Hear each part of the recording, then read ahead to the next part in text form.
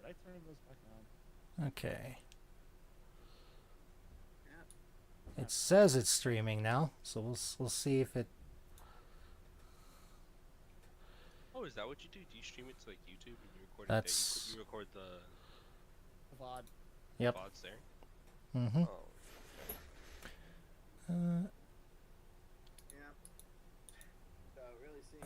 It says it's going live, but it's. Quick! No one say anything legally binding. YouTube doesn't show anything on my end. If you want, I could try checking from a viewer's perspective. I will, of course, immediately close the stream if it is working. Hang on. Well, it's just the YouTube studio.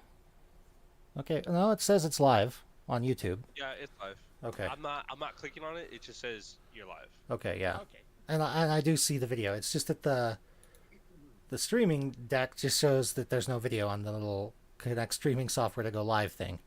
So it was bothering me.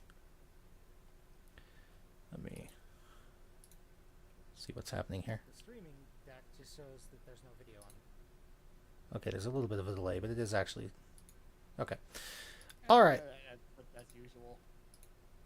That's typical. Alrighty. So, me. Yeah. Aside from Draco, it seems like all of us are here. Just to check, can people actually hear me? They're Yes. coming in loud and clear. Alright, let me know if I'm too loud. It was a figure of speech. I know, but I've messed with the settings, so I want to make sure I'm not too loud. You sound clearer than before.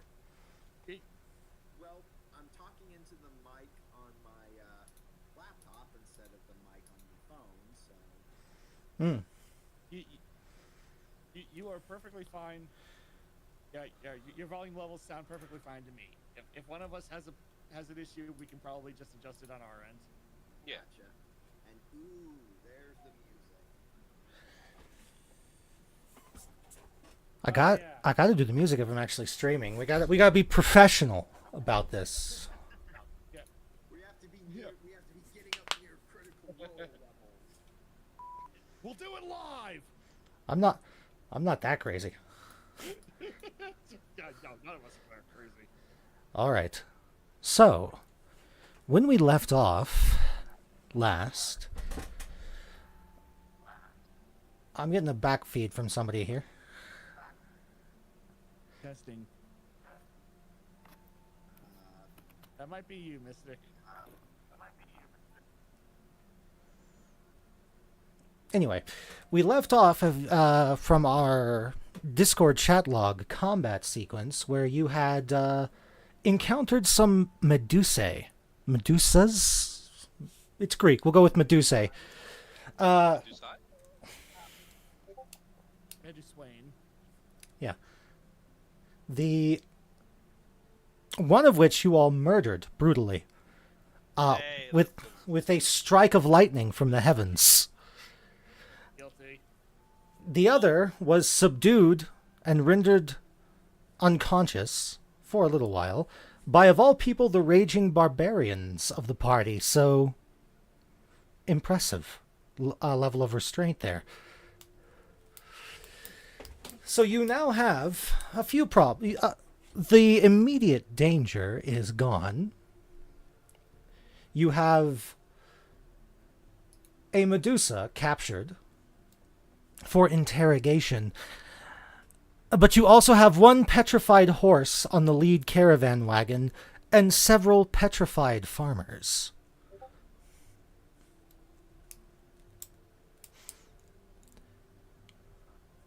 yeah. I am not a high enough level for greater restoration yet. None of you are. However, you do know that a Medusa, at least in the D&D setting, can undo their petrification if they are willing to do so. However, you do have a slight problem. You've killed one of them. Yeah, I was gonna say, if we don't know which one petrified which statues. Mubby. However, Emily just so happens to be her sister. there are two. And hopefully the one that you have still alive is the one that petrified the horse. You'll only be able to rescue some of the farmers, assuming that those farmers were petrified by the particular Medusa.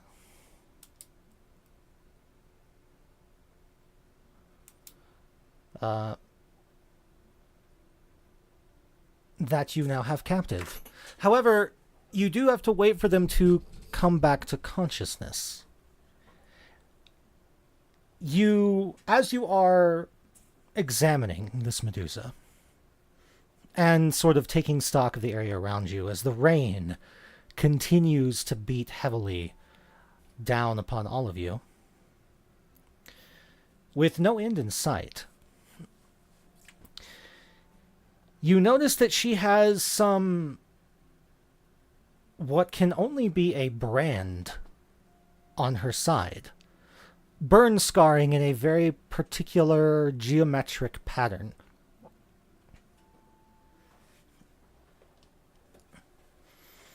It appears to be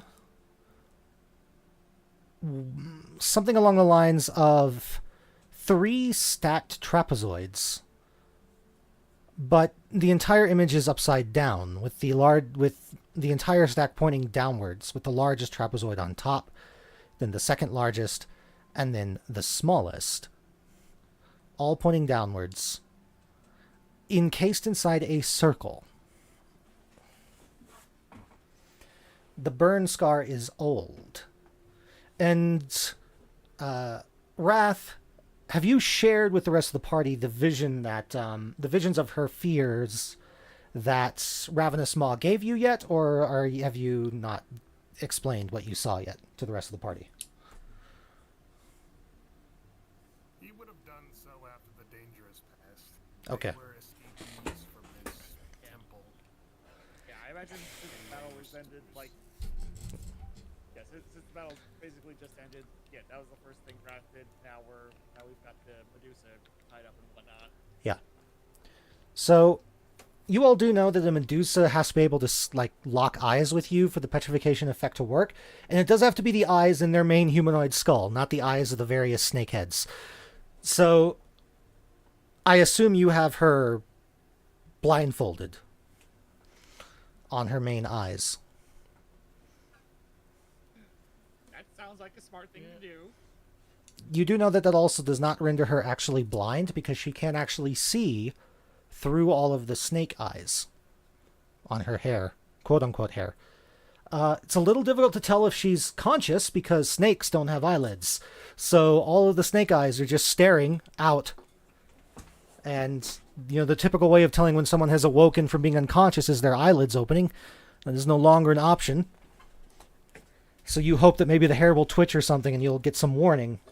I mean, I was gonna ask if that effect, if wearing any kind of glasses mattered with the petrification effect. You don't know. No one's ever experimented with that, to your knowledge. I'm gonna do that now. Because yeah, canonically, Shia does wear glasses. Okay. Must be horribly foggy right now with the rain. Don't worry, he's got little wipers on him. Word. What I was going to say was that, Wrath, you saw fleeting catches of that, the brand, the symbol that's the brand is of, in the visions that Ravenous Maw gave you. So it's in some way connected to this temple or this group.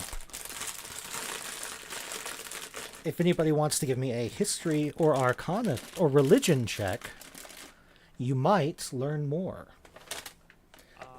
I'll take you up on that religion.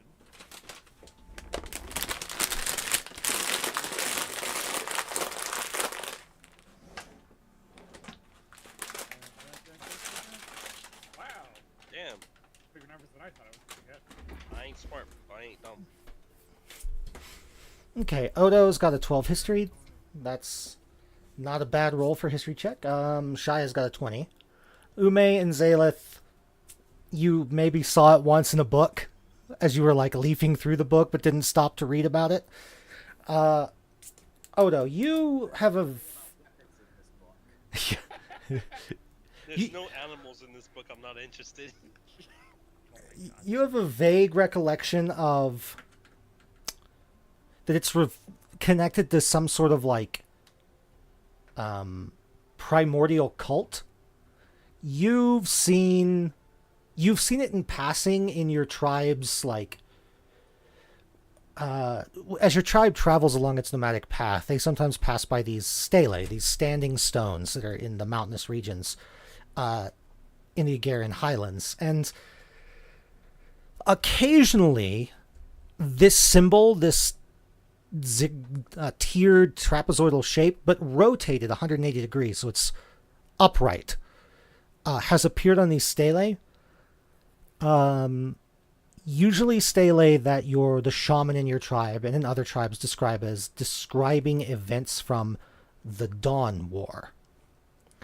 So anybody who's listened to any history at all, like, or religious stuff at all, knows that the Dawn War is like the creation of the universe sort of time frame, the early era of the gods, so to speak.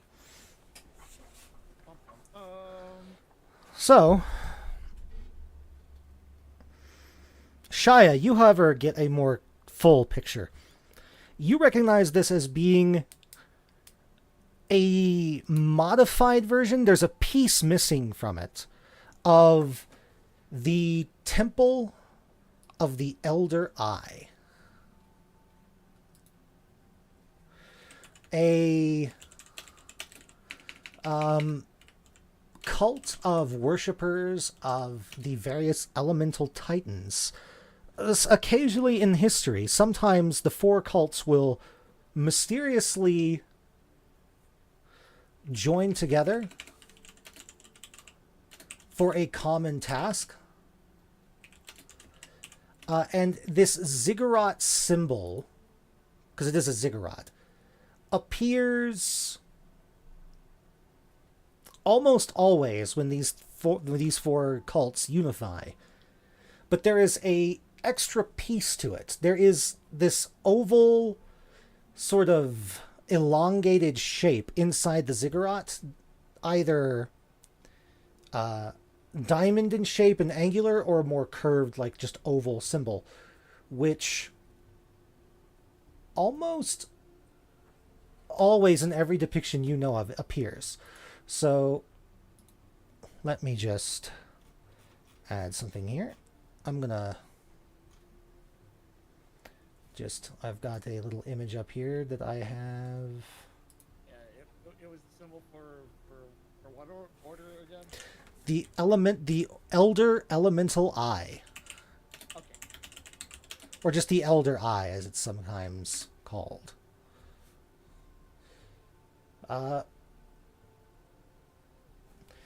There are four other symbols that often appear alongside it, that being the symbols of each individual elemental cult. So the symbol for the cult of elemental air, elemental water, elemental fire, elemental earth.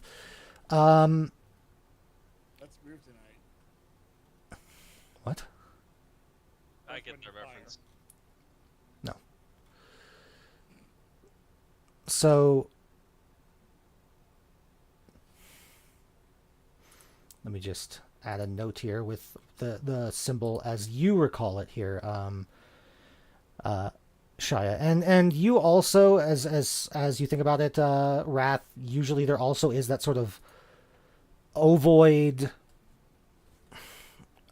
shape in the middle a lot of the times, but not always on the stele. So you know, Shaya, that this cult, these elemental cults, usually they are pushing forward the goals of their master, the elemental titan. And you kind of are kind of amused when Ume tells you that, you know, she saw it once in the book, but There wasn't anything about weapons, so it didn't interest her, because you know that there are, in fact, 4 very unique weapons that are the central religious icons of each of the cults. Powerful artifact weapons that clearly Ume just didn't see in the few pages she looked at and didn't check further. See, there weren't any pictures in this book besides that one, and only because it was on the cover.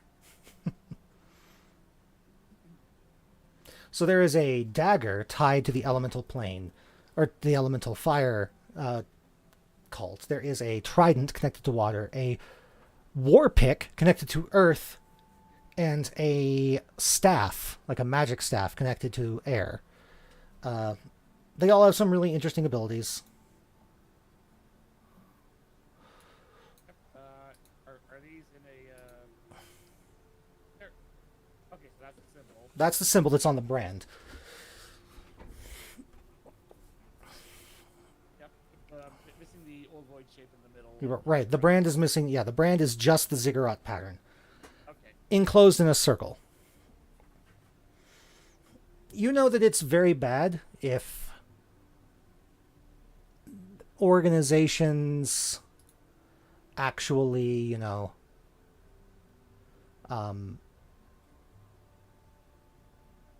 are being affected by this temple. It's bad. Real descriptive. They seek to return the mortal plane to the swirl of the elemental chaos. The unanchored, twisting mass of primal material that the mortal plane was built out of. This is, regarded by most scholars of the modern world, to be a bad thing. Often, the worshippers of these groups are disenfranchised individuals who are abandoned in some way or other by the major political and religious groups of Chiron.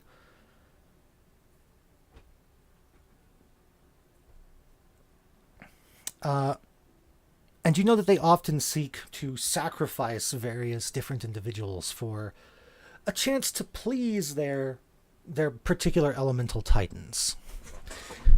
You also know, as a studier of religion and a cleric, that when these cults coalesce into one entity, the titans are no longer in control.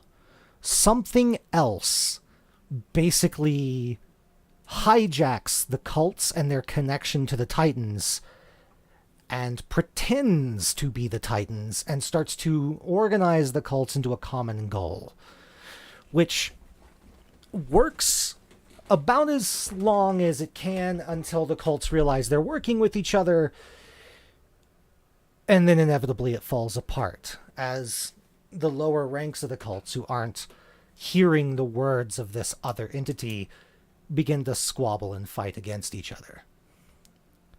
So it never lasts. But each time it does dig further and further and further into success for whatever its end goal might be. And exactly what is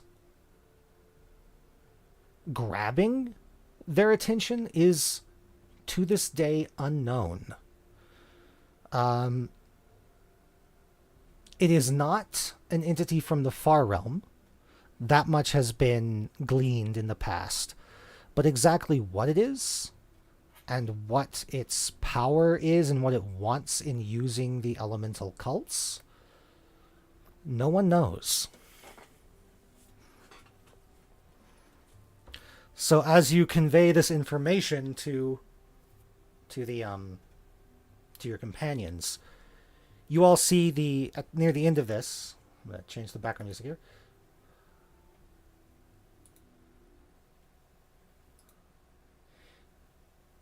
You all see that the Medusa's hair begins to twitch and move, and you get the feeling that she is awake. Who tied her up?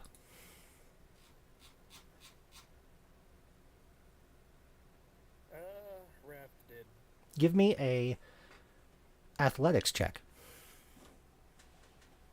Asking the barbarian to do an athletics.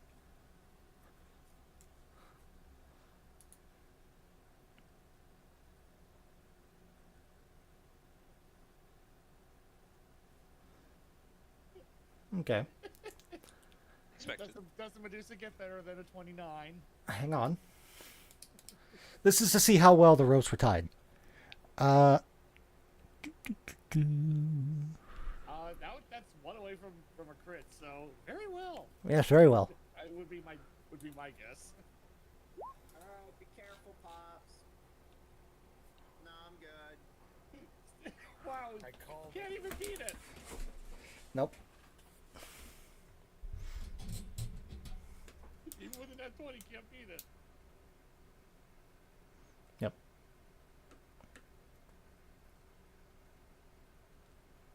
Yep. Okay, so she does put up the best effort she can. And so you all see her very heavily struggle against these ropes, and then sort of after a couple of minutes, she just sort of resigns herself. Well, not resigns herself. She begins to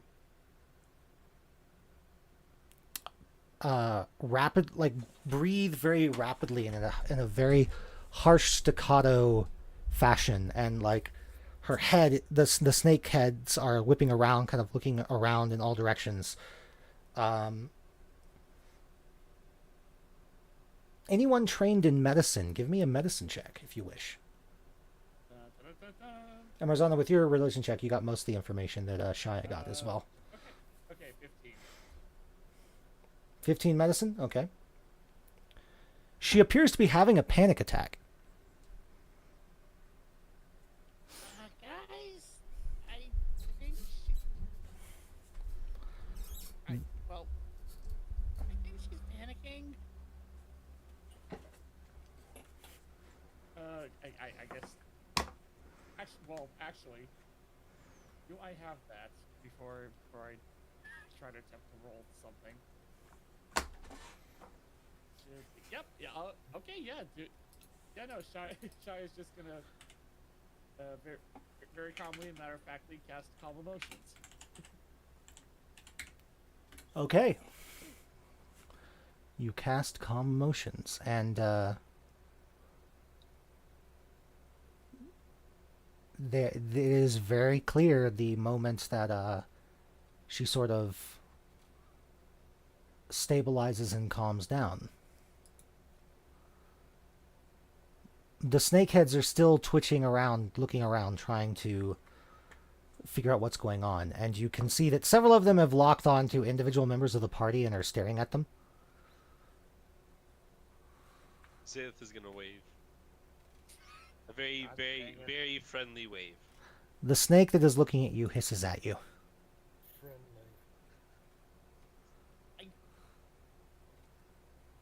If we want to ask her questions, well, that would be the best time. Well, maybe not exactly. She's not gonna freak out for now. Okay, that's what I'm saying. How long does... Okay, Marzana cast Comprehend Languages. How long does Calm Emotions last?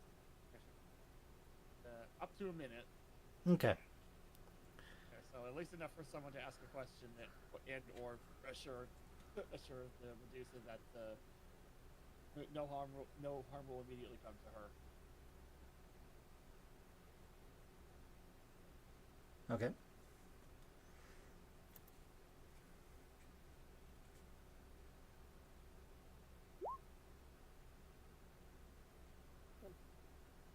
Okay, so Odo, you ask, why did she petrify those people?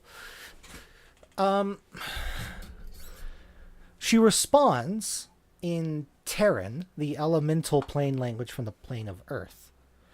And she responds in a very fragmented, broken way, saying she didn't mean to. She was she and her sister were hiding in a cave. Terran, Terran. It is a dialect of Primordial.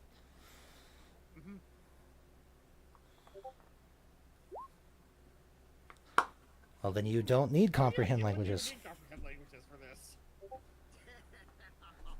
Well, I imagine you would wait. Just save yourself a spell slot. Yeah, it's a ritual spell, so you don't need to use a spell slot. Even so, give yourself 10 minutes. You're like preparing to speak. You're like getting ready to cast a ritual, and it speaks, and you're like, oh, never mind.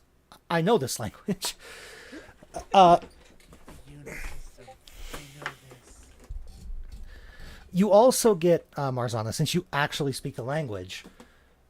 She's speaking like a child, like someone who doesn't have a very firm grasp on language at all. Physically, she seems to be an adult, so you get the idea that she may have been imprisoned by this cult for a long time and was not treated like a sentient being, but was treated like some sort of animal or prize. You're given her reaction to being tied up, you get the feeling that she has been imprisoned for a long time. But anyway, she says she and her sister were hiding in a cave when their captors, or I don't know how Marzana would want to translate this. I'm going to say she uses the word owners or masters. Found them and tried to get them back, is what she says. She says that one of the glowy platforms appeared in the cave, but it woke up bone monsters that attacked the platform, and she and her sister ran from both the platform and the bone monsters. They ran out into the fields connecting the city, and the snakes from the forests around the farmland that had kind of moved in with the Medusas that were like helping them to find food and whatnot followed the Medusas out, and in the Medusas' panic, when the farmers saw them and started screaming, the snakes started attacking the farmers, wrapping them up, and you realize that the statue you saw that looked like it had rope, like a large coiled rope wrapped around it, those indentations must have been from one of the snakes coiling around it as he got petrified. And basically, they just got petrified because they were screaming when they saw the Medusas. The Medusas looked in their direction. They were looking at the Medusa. The petrification curse happened. These are panicked children, basically. They don't know what's going on. And you literally arrived maybe 30 minutes after this started. So these are all recently petrified.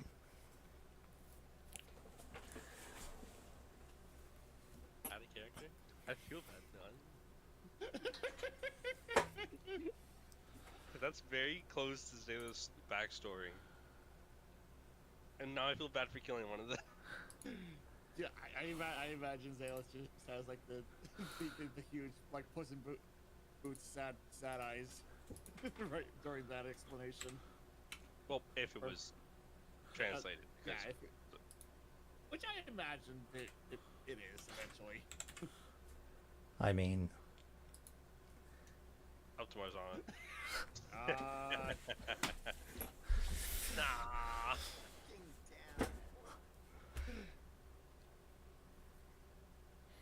Shy over it. Shy over. Probably not quite as sympathetic because she's currently sitting on like a rock or a tree trunk, still holding the poisoned wound on her side.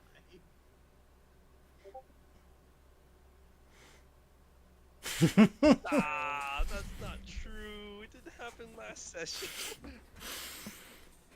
so Chai over here in the corner.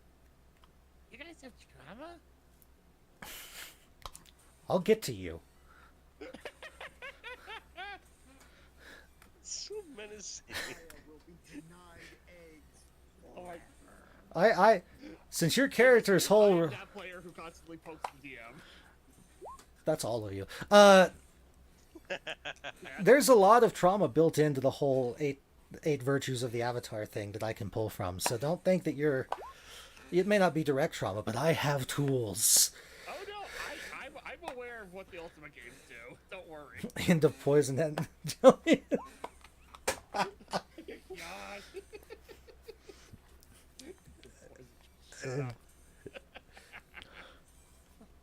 I'm gonna use that term, poison gelly. Because I mean, if I remember correctly, the thing that did the most damage there in that critical hit was the poison. It was her bite, yeah. That does 4d6 poison damage, and she crit on it, so it did 8d6 poison damage. That's a lot of sixes. That is fireball level poison damage. God. Also, Odo asks if she'd be willing to reverse the petrification. So she nervously asks if you'll untie her if she says yes. So if it's translated, looking at everyone going, nodding yes. I imagine this would also be around the tail end of calm emotions effect. Even as the calm emotion wears off, she now realizes she's not back with her captors at the at this weird cult temple.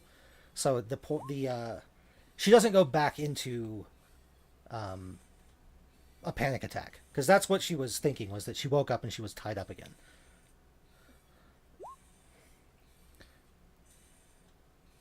Okay. She you can see her snake hair like all looks in one direction and then kind of looks in the other, like she's looking around, and she sort of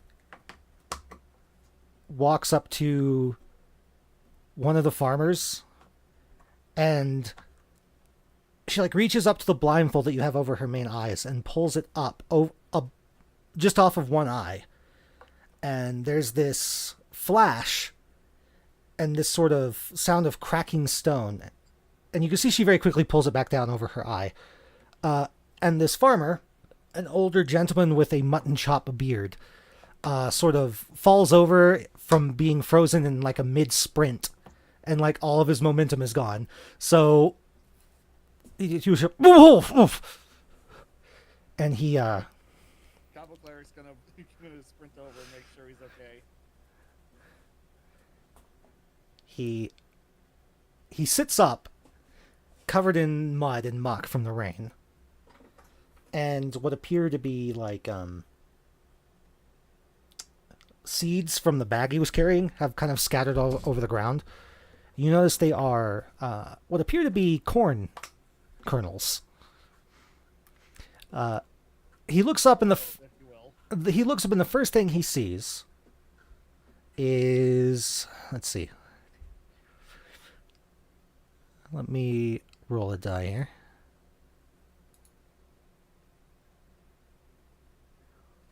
Okay. The first thing he locks eyes onto is Wrath.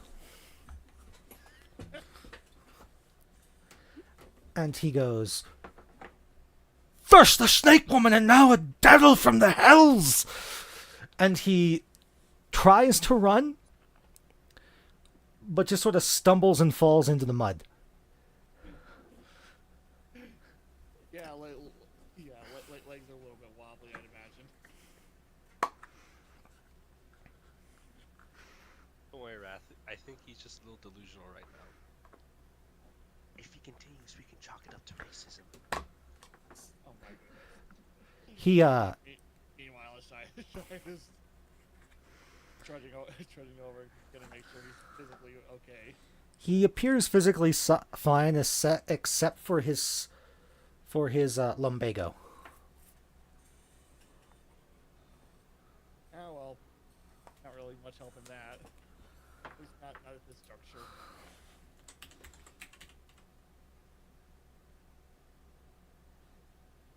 God, that just sent me right into the opening sketch from from Monty Python, from an episode of Monty Python in series 4. Which, if you don't know, lumbago is an old term for lower back pain, which is generally identified as being caused by psoriasis nowadays. I literally just looked it up because I'm like, I don't remember. I've heard the word. I just don't know what it means. He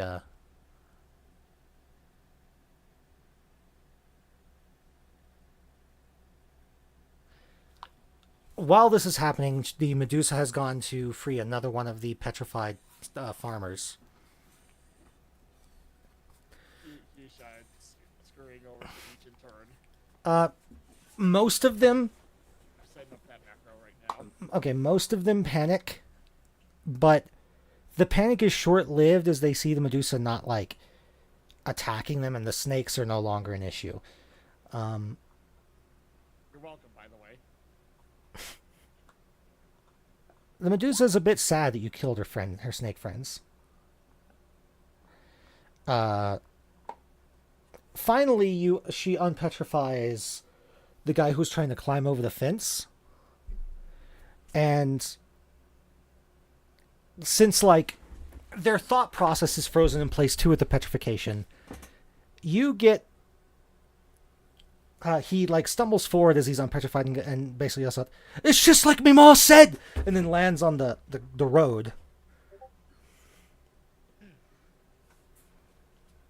In front of all of you. Gosh dang it.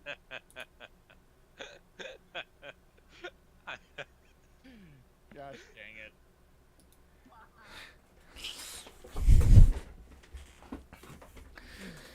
I'm just gonna say for the recording, Monster Energy. If you don't get the joke, you don't get the joke. There is no joke. The Fucking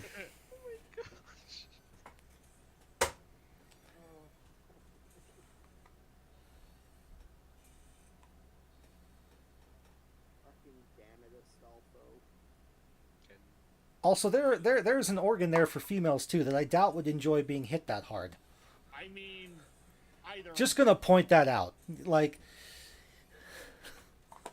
anyway, the finally she goes to the horse and unpetrifies it, and the horse just sort of like jerks forward a little bit in the harness because the other horse is in its paired harness is stopped, and like the other horse like looks over at the other horse like, "Dude, what the heck? You were all chill and cool like 2 seconds ago.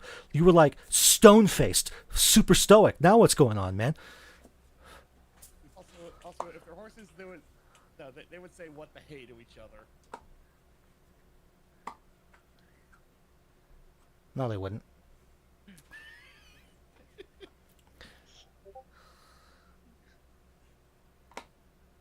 From a horse's perspective, is what I mean.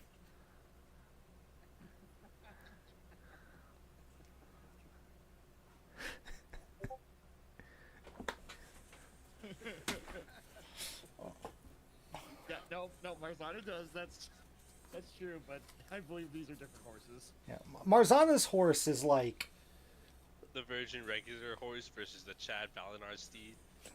I was gonna say, We're not talking about horse right now. I was gonna say the level of chill and cool that her horse exhibits in like from the perspective of other horses is like a Buddhist guru, like beyond what is normally humanly possible. Chill and cool. Like Other horses look at Marzana's horse and goes, "Damn, that motherfucker cool." Yeah. no, not even. It's more like a parody of like a Buddhist monk who's reached enlightenment. Yeah. It's that level of difference, I'd imagine. So, so the Medusa turns to you all and says, you know,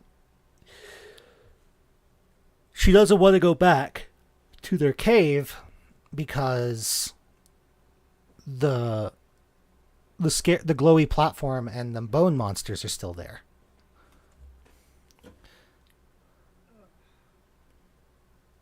will you, do you guys think you could do something about that? She'll give you whatever treasure her and her sister collected if you just get rid of the bone monsters in the glowy platform. So, group question here, Hmm. and this ties into Zeus' backstory. We already have a zombie beholder. Why not just have 2 adopted Medusae? We can maybe see if we can get the other one revived. If not, we just adopt it. I mean, how? Well, hold on. Do I even? Zaelith will learn Primordial with Marzana in her downtime. That's how committed I am here. Does anyone have 300 gold worth of diamonds? Ooh, I have more than 300 gold. I don't think I have a diamond though. Also, it's been over a minute now, so it wouldn't work anyway. I just realized. Yep. Too late for Revivify. Also, Had you mentioned anything earlier? you're making a big assumption that after being struck by a max damaged boosted lightning bolt, that there is a body to recover. Wait, but did the Medusa die from the arrow in the neck? Oh, that's right. She did die from the arrows in the neck. No, they saved against the call lightning. It was the arrow that did him in.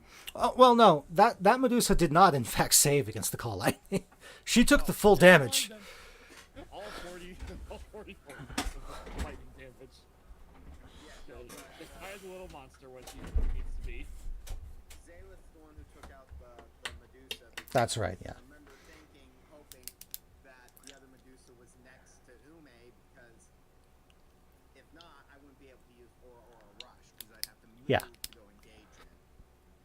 Yeah, no. And by the way, the one that you kept alive is the one that bit Ume, by the way.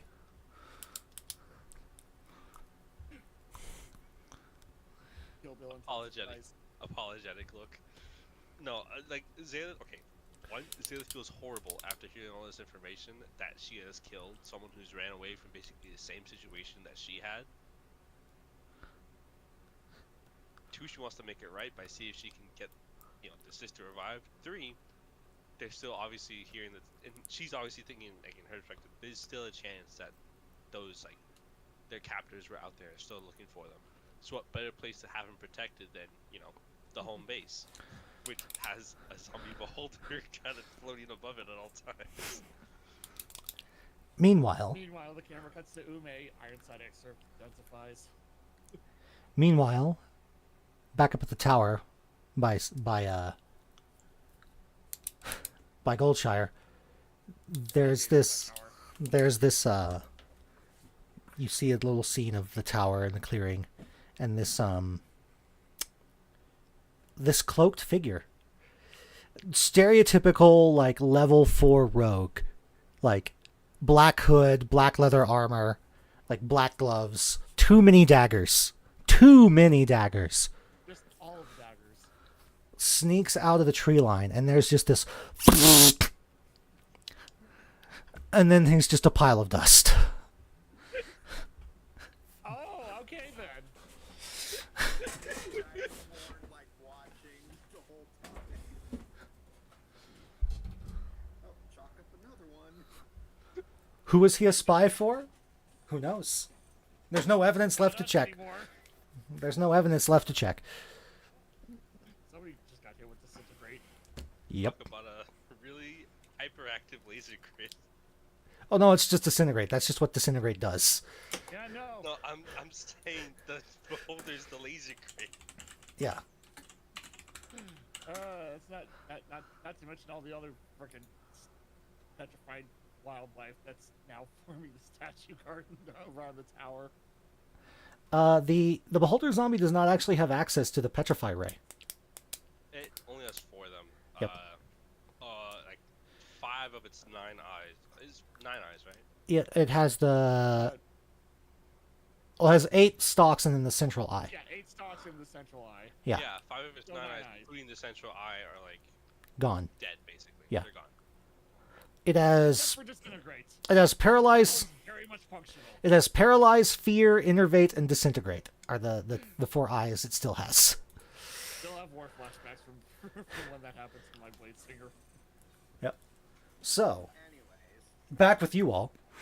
Yeah, meanwhile,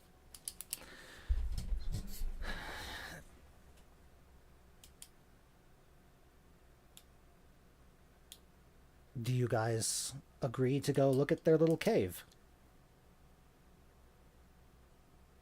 I mean, at the very least, we should probably make sure that whatever's there doesn't attack anyone else on the road.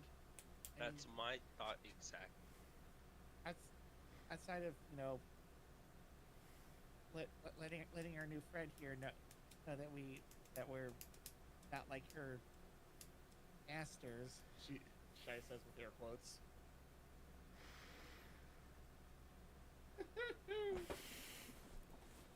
Oh boy. Sorry, I was reading what's being typed in the chat, and I did not hear entirely what Shia said there. Sorry. What about our masters? Basically, yes. Let's go deal with the thing in the cave. Okay. So, I'm still down to adopt this one. Low-key, me too, kind of. Like out of character. Yeah, Ume slowly gets up and semi-grudgingly agrees. okay. I don't know if anyone else can see it, but what is that? Yeah, I semi What's what? something there. No, you don't. Oh, there are light sources that are illuminating it. Well, my Well, Ume doesn't have dark vision. she got the goggles though. Thanks, you're Actually supposed to be have the night bigger vision, not gaslighter here. dark vision. Okay, I couldn't remember if you actually had those. Let me just... Yep, nope. I bought them and I bought the ring, except the ring turned out to be the one ring. That's right. Icy Armageddon. Which now our bard has. Yep. Yes, the bard has and is already putting to good use. So, the Medusa leads you to a small hill rise, and let's see, Shia and Marzana specifically, because of your backgrounds and who your characters are, give me history or religion checks, your choice. I'll do religion because why not? And also, they all basically work off the same stats. Oh, not bad. Okay, 25. Swinging on Marzana's. Okay, a 14. Good enough for both of you to recognize that this is not a natural hill. It is a barrow. And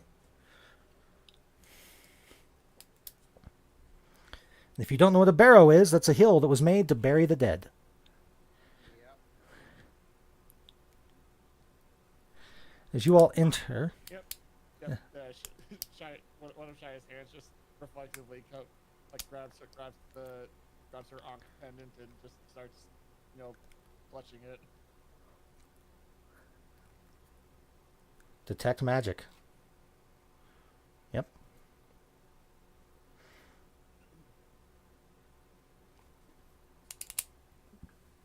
There is magic coming from within the barrow, specifically auras of necromancy, but also transmutation and divination magic.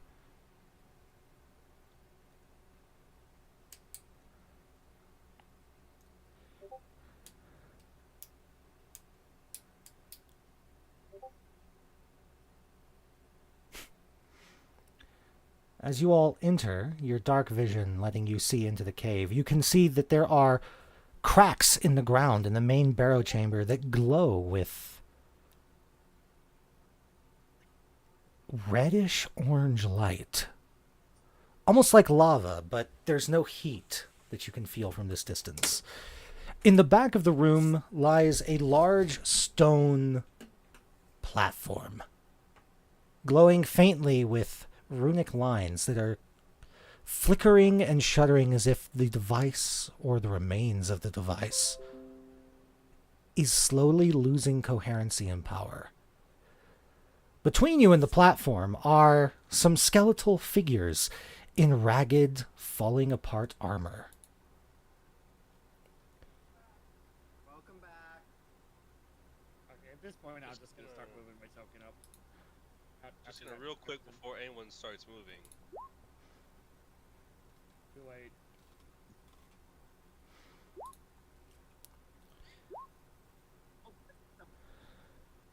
Uh, Those Ume stealths. And yes, those Mr. Skeletals. Marzana, your question? yeah, might as well. Yeah, let's do that.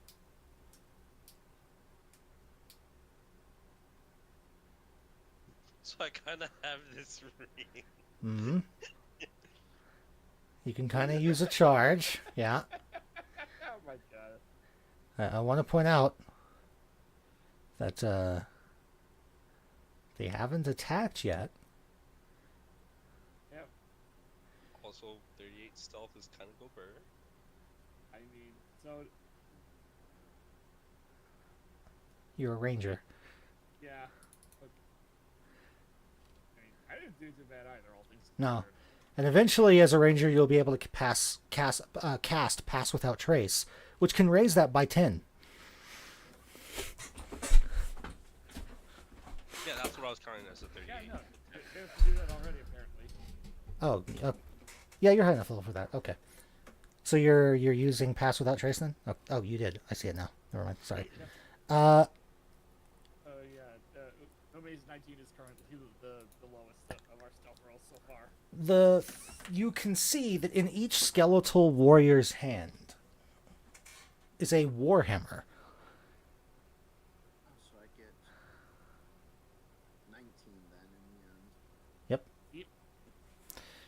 And their passive is okay. Oh, I'm just barely seeing this one in the middle. Hmm. Okay. There's multiple.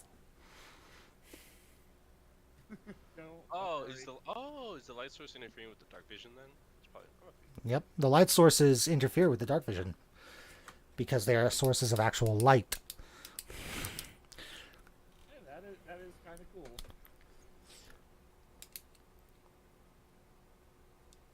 That's interesting. There's like a small there's like a small portion on the small ring right outside the light sources that I can't see, which is like actually kind of cool. Yep. Yeah, Marzana, I think, can see all the way to the back of the cave. No problem. So, as you all stealthily approach, you notice that these three skeletal knights, for that's what they are in poses of attention. By which I mean like soldier at attention. Their shields and are held like at their side, but up sort of at a sort of ready stance, and their warhammers are held up to their chest, and they are standing facing like directly down towards the entryway that you are coming up. But none of them move or react as if they have detected you, because all of you, with the bonus from Pass Without Trace, have higher than their passive perception, and they do not appear to be actively searching or trying to spot anyone. Oh. Bailiff want to do some more scouting ahead, considering.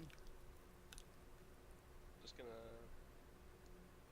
slip right here so I can actually see majority of the cave.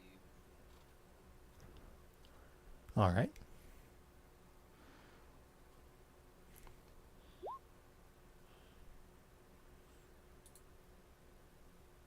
Marzana just walks out to the middle. Don't worry. That makes sense. Okay.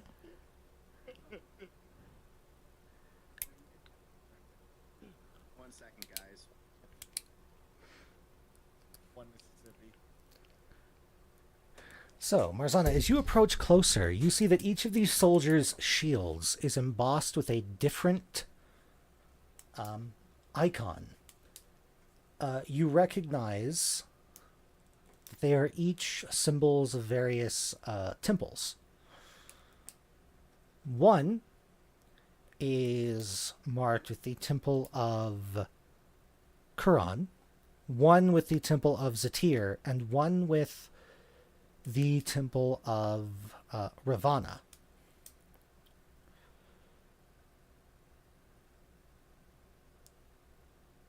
So all three members of the draconic family of the deities, two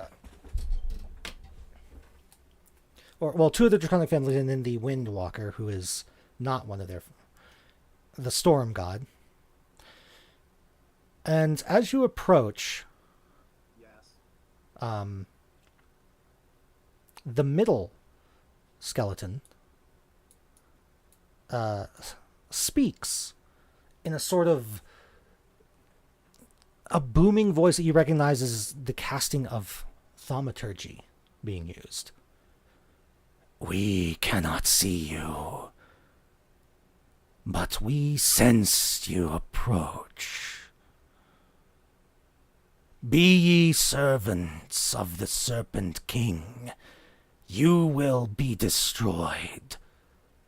Be ye his enemies, and you may speak as allies.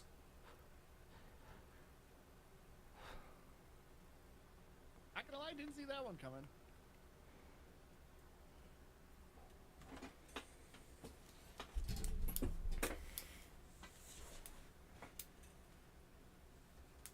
Wait to see what Wrath has got here.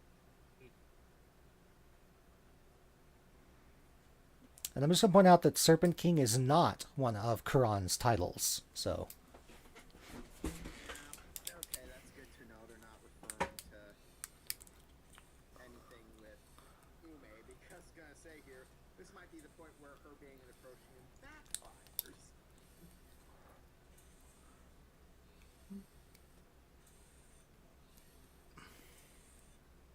The Medusa ducks behind Quran. Okay,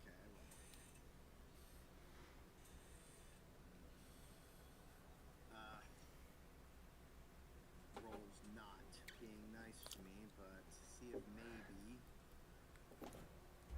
Behind Quran or Oh, there we behind? go. Behind Wrath, I meant. Sorry. Trying to see if Ume knows Word? what this Serpent King is. The Serpent King is a entity, a creature from another world.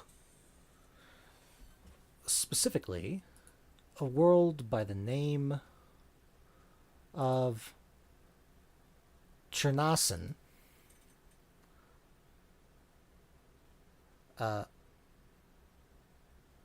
That has sought many times in the past to overthrow the deities of Chiron, to take its place as the true ruler of the material plane.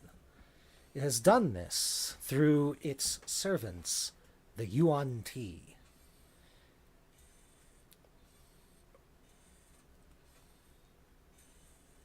Given the information that you garnered from Odo's images or visions that he had from Ravenous Maw, you're fairly certain, Ume, now that you sort of stop and think about it, that temple, that cult complex you found, was a Yuan Ti enclave. And the Acrosians have dealt with Yuan Ti many times in the past, and they are a dangerous and seditious organization because they reproduce in a very terrifyingly evil way. The starting form of a Yuan Ti is what appears to be a normal snake. Usually a bright green venomous snake, no more than 2 feet in length. But this snake has the ability to parasitically merge into the bodies of humanoid beings, taking them over from the inside and mutating them and twisting them into half-snake abominations. This is how Yuan-Ti gain power.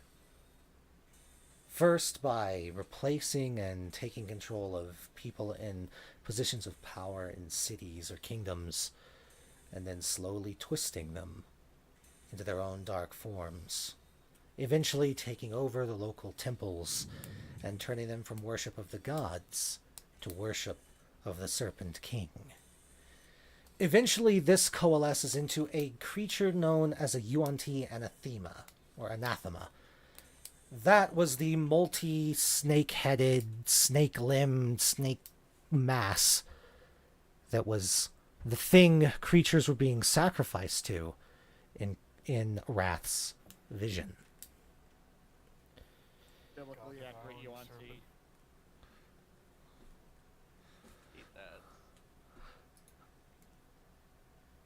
You also know that the Yuan-Ti's priests, their arcanists, are fascinated with creatures that naturally have a serpentine connection. And you realize that the Medusa, the two Medusas that you fought, that escaped, were likely going to be implanted with a Yuan-Ti snake to make a Medusa Yuan-Ti hybrid to grant even more power to the anathema.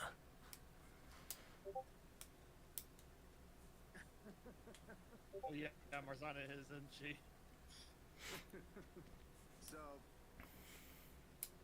Ume will convey all this to the rest of the group, and I have a response in mind, but I don't want to end up shoving my way into the spotlight, so I'll see if anyone else wants to speak up first. I'm gonna hit the restroom. Okay.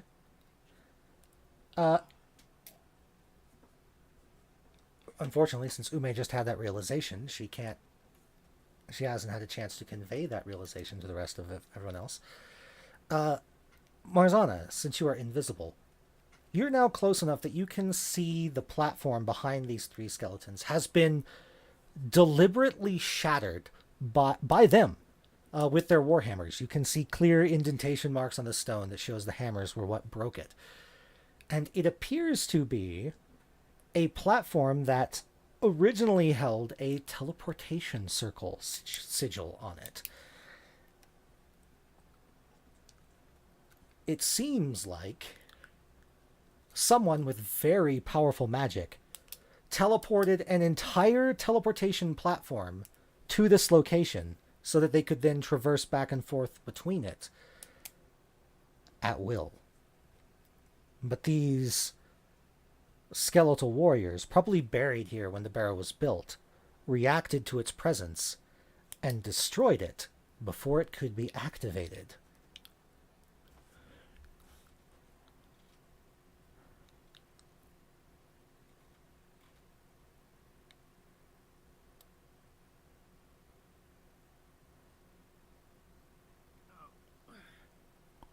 Sorry, Bat.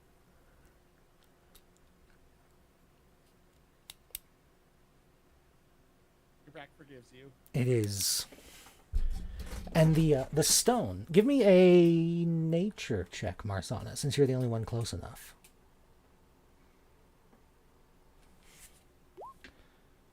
Okay. You do not know what type of stone the platform is made of.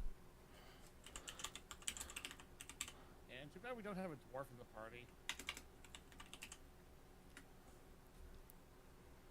Or anyone proficient in. Oh wait, is it nature? Yeah, or anyone proficient in nature. Oh, I work metal, not stone. Rock and stone. Freaking.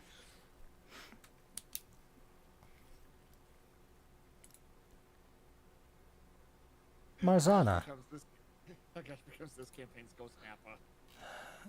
Just a second here. Dang it. Marzana, while you're invisible, while no one else can see you,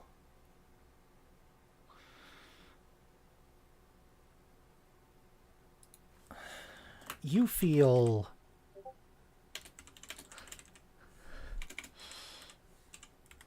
a presence try to push its way into your mind. Raggy. I can't help with this one.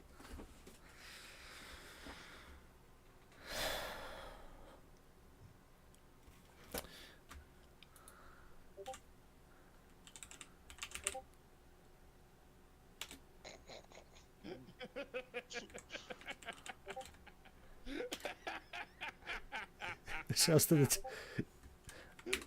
Well, we're going to see how successful you are in that in just a second. There's the quarry. There's this. There's the axe. It's one of the existing three things. It's taking a chance to try and let's see here. I'm putting money on La Critura. Nope.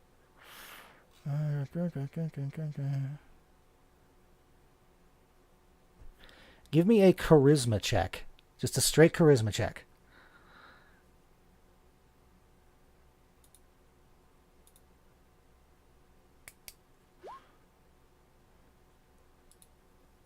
Nice.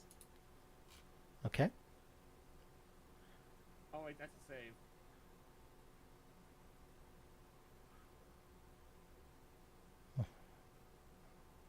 You just click on charisma, the ability score itself. It's the word charisma. Don't worry, my players do it too.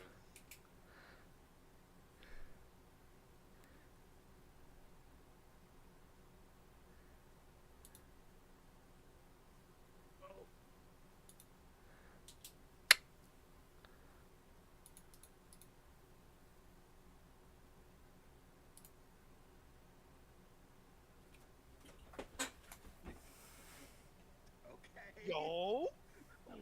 Yeah, I'm gonna guess that was also a charisma thing. And that the whatever entity that was in getting in. Never punished. Okay, so you feel a momentary wave of cold move up your arm as the Ring of Winter makes an attempt to grab control of you while you are invisible and unseen by the rest of your party. But you are able to hold it back.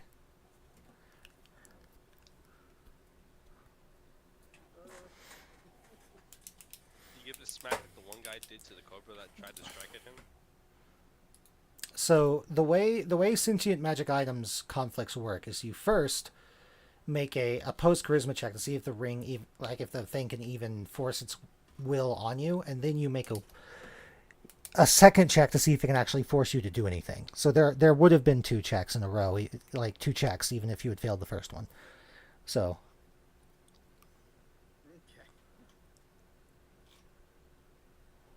Good. Ume wasn't about to get shanked by Marzan. That rule sounds like it was implemented specifically to combat DMs who like to f over their players. yep. So there's the initial roll to see if it can get like a grasp in. And by the way, once it succeeds on that check, it doesn't have to make that check again. Oh. Once it has a foothold, it has a foothold. But then anytime it tries to make you do something against your alignment, you get to make a save against it. So it only has to do step 1 once, but it has to do step 2 every time. Exactly, yeah. So you really want to make sure step 1 doesn't happen. And it's an opposed charisma check. So Marzana has the advantage with her 22 charisma. But but the ring has a 17. It's not a slouch on charisma. I mean, not as much as 22. No, not as much as a 22. In fact, that's about half of what 22 gives you. But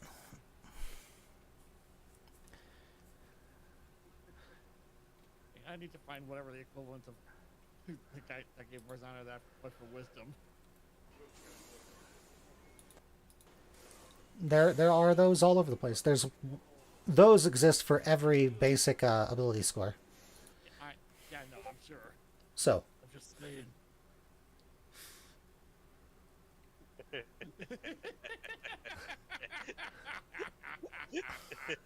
That's right, because it's on the ghost hand. Didn't think about what it did. Puts it on the board, the flesh hand. Like, think about what you've done. So, that happens while you are invisible. What do the rest of you do, though? These undead paladins, because that's what they are, have declared that if you are enemies of the Serpent King, you're safe here. Yeah, Ume would have conveyed what the Serpent King was saying when he didn't know what it was after Out remembering. out loud or psionically? Oh well, yeah. I mean, she would have been able to do it for Zalith and Marzana through the link, and she has her racial traits, so she would have been doing it to Right. the others. I'm just being a nice DM and reminding you that, if you were to just say, I tell everybody, as a DM, I could assume you're saying it out loud and breaking your stealth. Yeah. She would have done it. She would have done it psionically. I probably should have made sure to clarify that because that's what I was thinking. She would have done it psionically, too. That was my point. Was always clarify. Melody, I also forgot about it. Like, the mind link, it sits in the back of my head. Like, oh yeah, it's there. And I completely forget about it at times.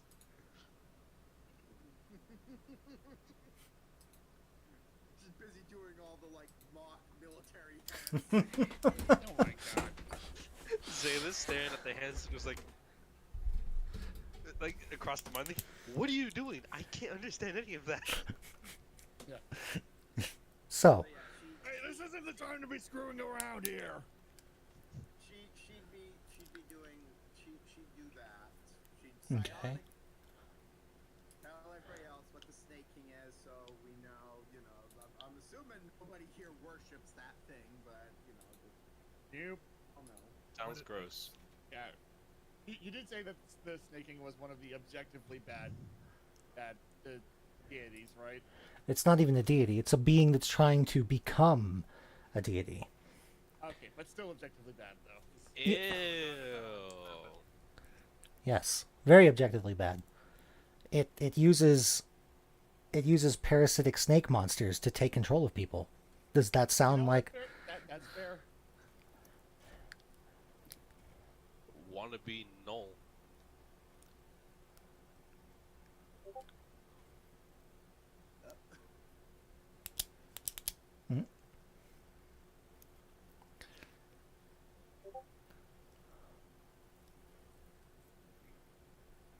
Excuse me.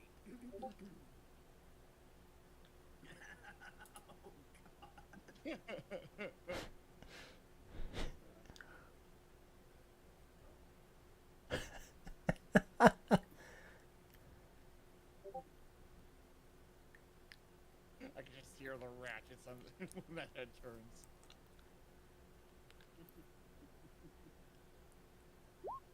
No. Do you mean who's being tracked by an entity who uses parasites to control people? Marzana or someone else in the party? I just want to clarify what you meant by that. Marzana. Yup. Yup. Yes, but they're not snake parasites.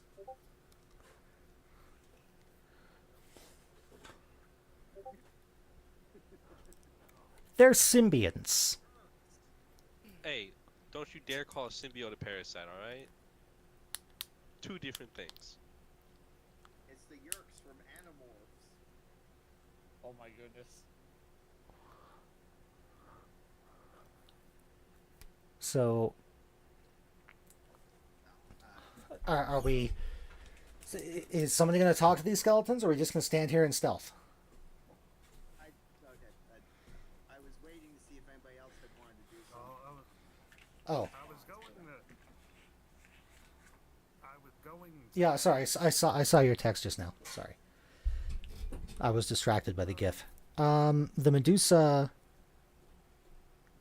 whispers back to you, Odo, that they were scary and were very scary looking when they appeared, but maybe they're not. Maybe they're not mean because they didn't really. Her and her sister just sort of ran because they recognized the platform as being from their masters and thought that the skeletons were too. So.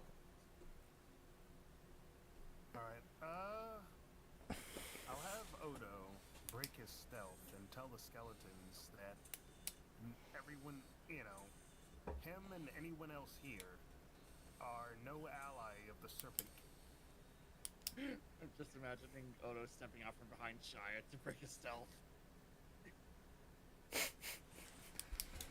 Okay.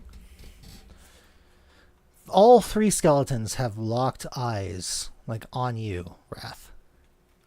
They have, like, these... They have, like, this... Each of them in their right eye socket have, like, this glowing blue pinprick of light. Not a flinch. It's not like a menacing gesture. It's more just like, oh, there you are. That's still terrifying.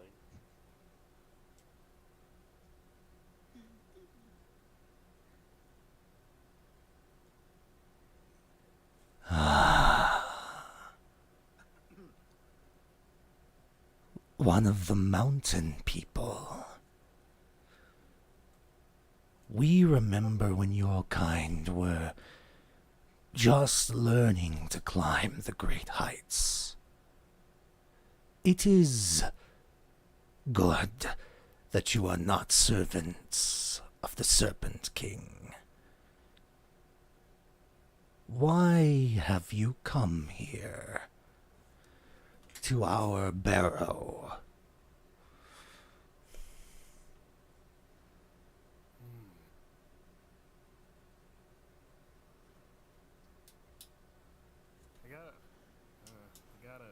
Gotta be a right way to word this.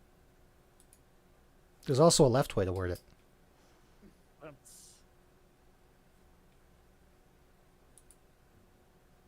Well, do they know that the Medusa is there behind them? Let me see what the Medusa's stealth check was.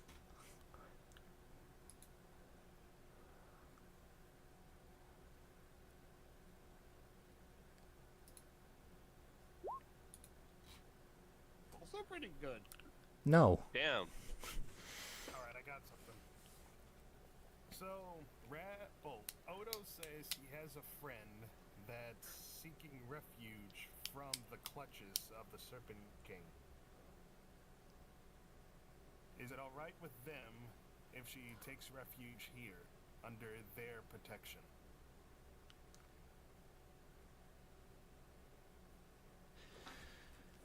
Bring your friend forward.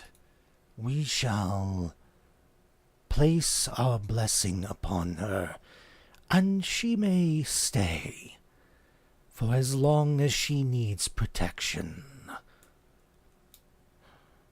How do they know it's her? Just saying. But I'll have Odo reach towards her and extend a hand. Well, he says they would say they because they don't actually gender, but you know what I mean. Yeah. You pull the Medusa like into view, and the three skeletons like sort of shift in position in kind of like a startled action. And they all whip their heads back to you, Wrath. And those little pinpricks have grown in size to these about golf ball sized balls of flickering blue flame.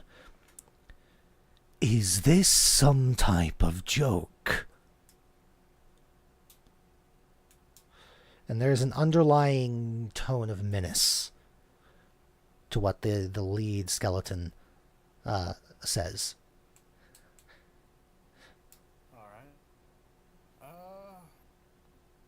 By the way, the lead skeleton, the one that keeps talking, is the one with the symbol of Ravana on its shield. Ravana got us what? Secrets and martial prowess. Alright. She's the deity Ume ends up kind of favoring the most with her worship. I can't imagine why. Alright. No joke. But it's obvious to the eye why the Serpent King would have interest in my friend here. But if you take a look at her, you know that she's scared out of her mind and doesn't know much. She's no threat to anyone. The skeletons look at each other, almost as if conferring something between them. Marzana, your faint touch into the realm of the spiritual as a College of Spirits bard allows you to hear these faint wispy echoes of conversation. You can't make anything out. It's like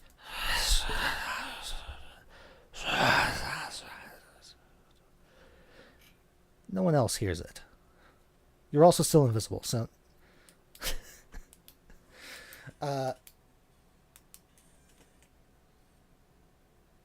it's in common, but it's just like it's like you're hearing the words from a distance, like hearing a conversation from a far distance where you can't make it out just because of the, how far away the conversation is from you.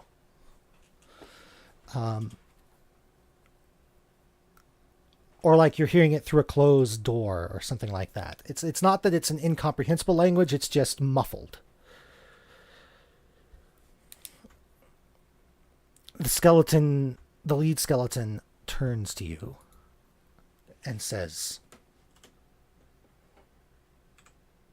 "You mock us. Do you really think we would not recognize one of Our Lady's chosen?"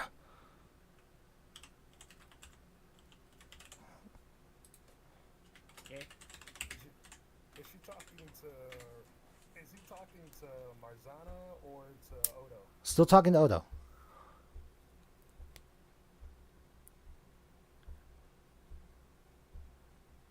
It's clear that you know something that I don't.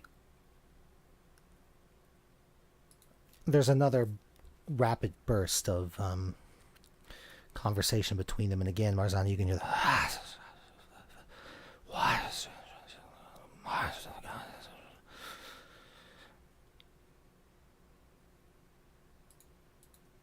and the response you get back is not in words, but in pictures.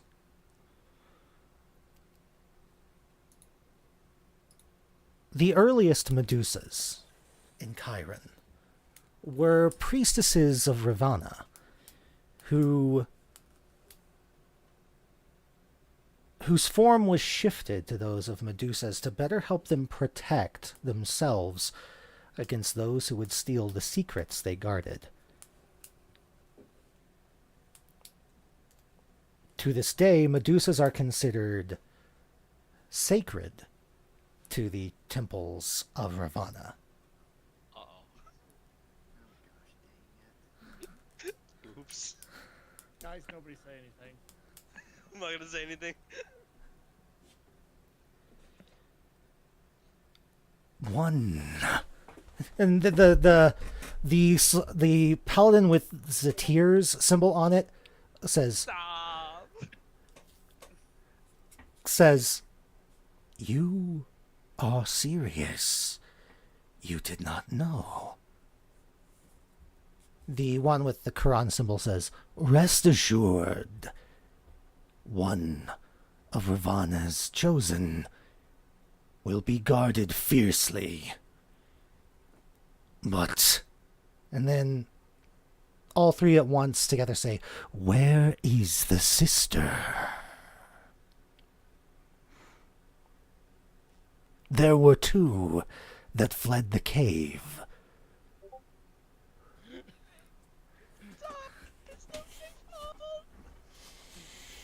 Actually, that might have been my fault. No, it was my fault. They I'll have. Huh? they look around you, like around the cave. We sense tragedy.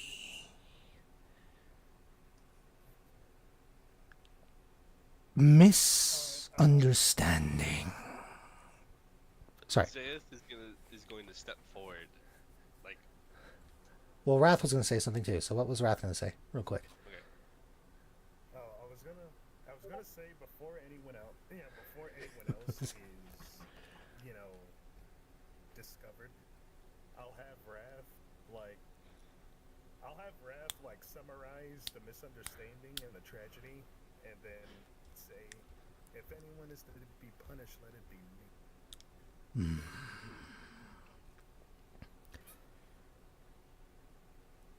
You were fighting for your safety and survival against a foe maddened by fear.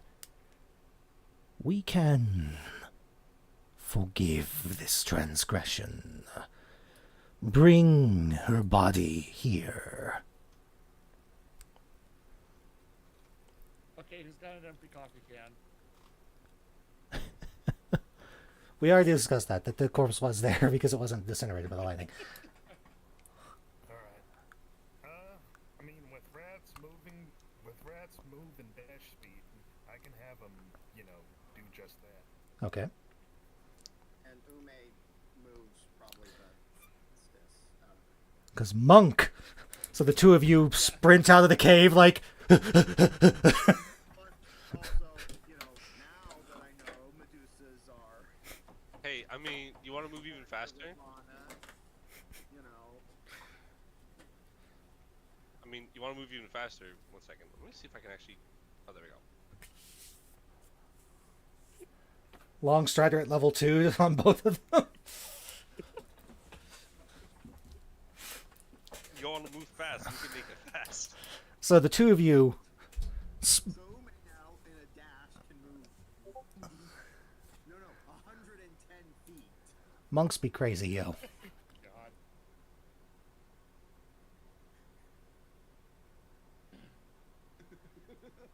Yeah, pretty much that. And yeah. What anime is that? Devilman Devilman Crybaby. Crybaby. Okay. It's 10 episodes.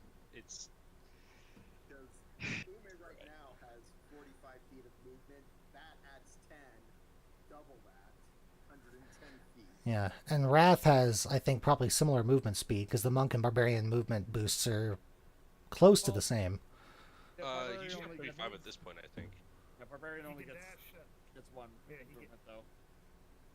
Yeah, he's naturally increased to 40 plus 10 is 50 times 2 is just 100. Okay, yeah, because Monk can do the extra dash with the bonus action, you fuse and key points. But the two of you can very easily get there and back, and to comfortably carry the body does take two people. Like to not just throw it over your shoulder and bounce it around. So like to pair carry it. So you bring it back. The So, like, go ahead. sorry. No, go ahead. But real quick, just for imagery, just for the sake of imagery, are Medusas like, snake-skinned humanoids or like snake people with snake tails? Medusas are humanoid. They have human skin, but they have hair made of snakes. Yeah, no, but like, do they have the 2 legs or do they have the snake tail for legs? They have 2 legs. Yep. Okay. Otherwise, there wouldn't be such a drastic change when they supposedly would become a Yanti anathema. Yeah. Now, the thing that the Yuan-Ti are trying to make would have a snake lower body. It would be a kind of a Yuan-Ti Medusa hybrid thing. Because the Yuan-Ti have these things called Yuan-Ti abominations. Which are different from Yuan-Ti purebloods, which are the player race variant, Yep, which look human. Th- for all intents and purposes. This, I'm just going to post this in Discord. Basically, imagine this but with a Medusa head instead. That's what the Yuan Ti were trying to make out of these two Medusa. Ah, well, can't wait to play a Cavalier Fighter Medusa. That is an obscure joke. I'm not sure if anyone's gonna get it.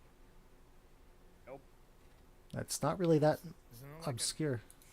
isn't it like an older edition of D&D that had them? No, betting that's supposed to be Rider. Yeah. Yeah, it's a fake joke. So, you bring the body in, and one of the skeletons pulls out of his armor this platinum rod, about 2 feet long.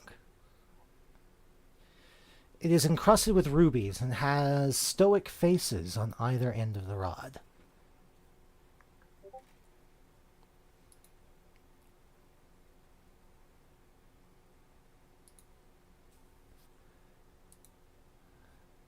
It looks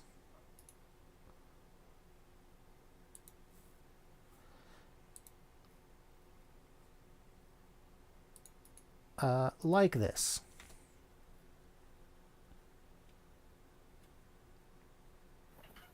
Why it got 2 different faces? Because it has stoic faces, plural.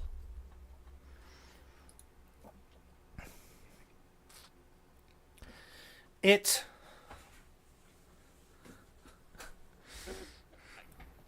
Now I can't unsee Sadler and Waldorf as the heads. it touches this rod to the dead Medusa.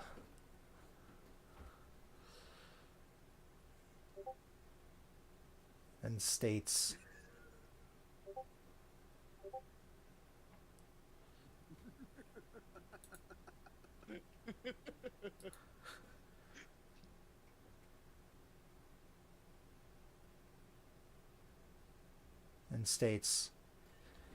"Rise.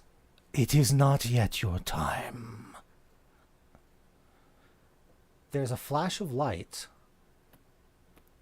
as through the rod, the skeletal knight casts Resurrection. Oh, that's nice. That's good. Yeah. Is it a little Deus Ex? Yeah. Are we happy because of it? Yeah. I was kind of hoping it would roll a 1 so the rod would explode.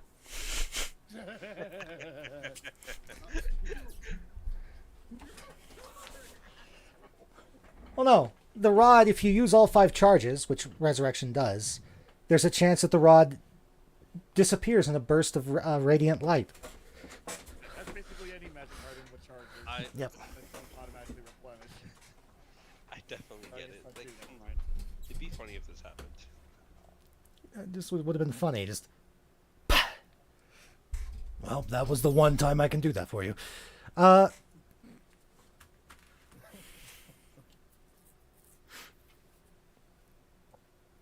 other Medusa slowly sits up. Question.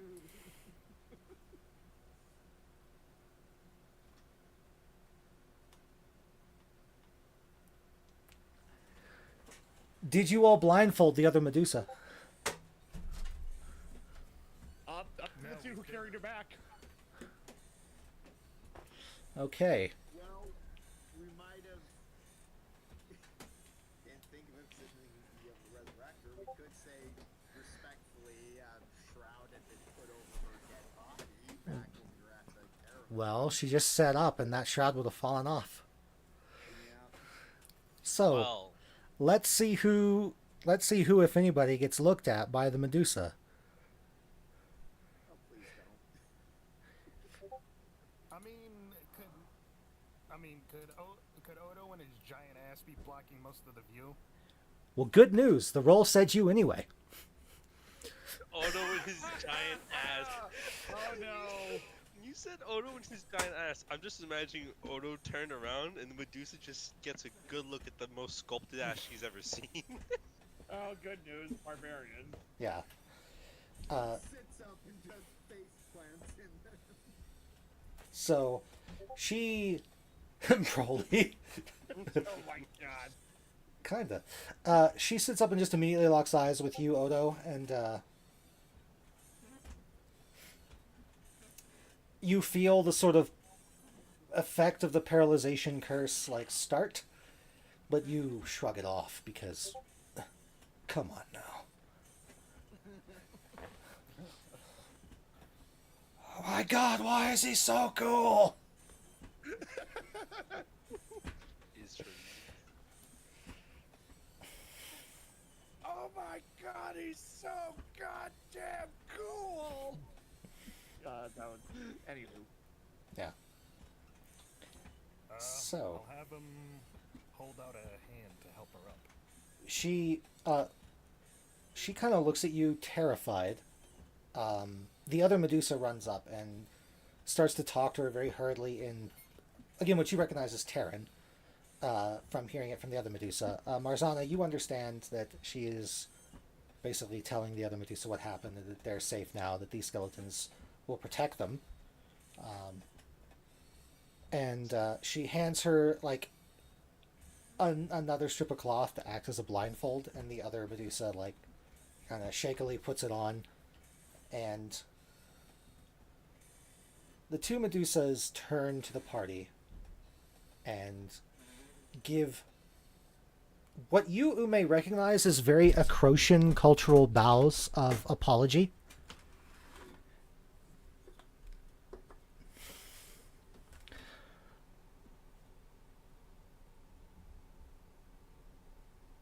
And in Acrosian, say, "Please forgive us for harming you. We promise to stay here and not harm the farmers. And a small gift for helping us." And one of them runs off into one of the side chambers here, down this way, and comes back a few moments later with a small, what appears to be a carved object.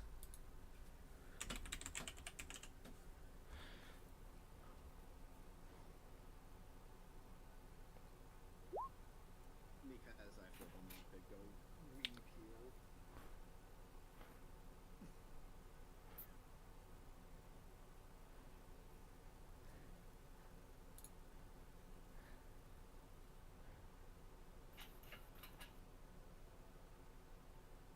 Okay. So, And she says that back in Croatian. right. The item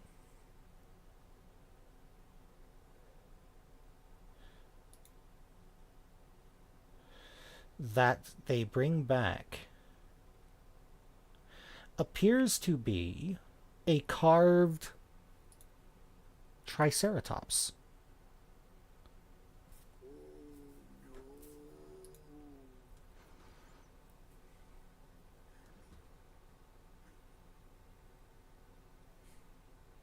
Very crudely carved out of what appears to be a semi-precious stone.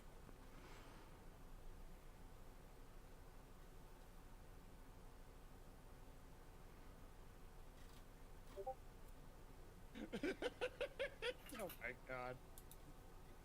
I was about to say do the thing, Bard, but Alright, to whom is it gifted to? whoever will accept it from them first. Yeah, they're just holding it out for the party to take. Screw it, Shia will accept it on the party's behalf. Before, as Hasn't really done much for the seed in the cavern, rather.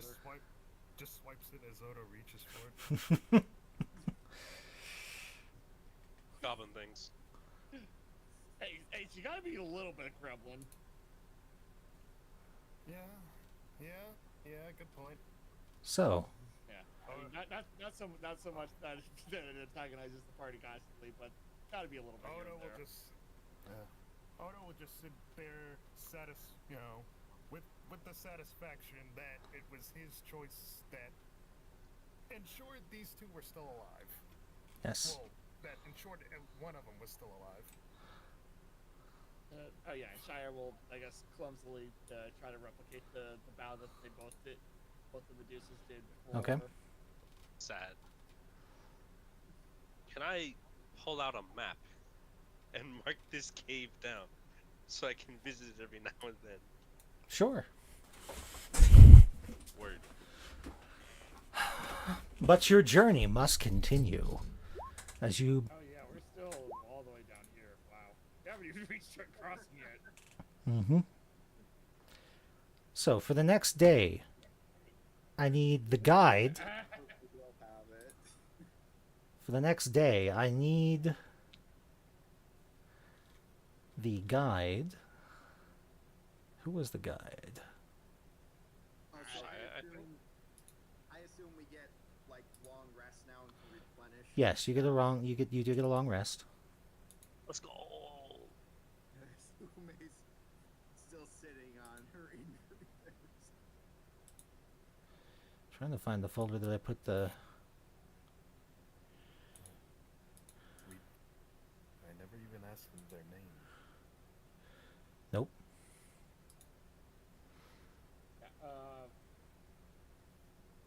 Do they even remember? Would they? Well, barring extreme circumstances, most people do remember their own name, or at least their own self-identification.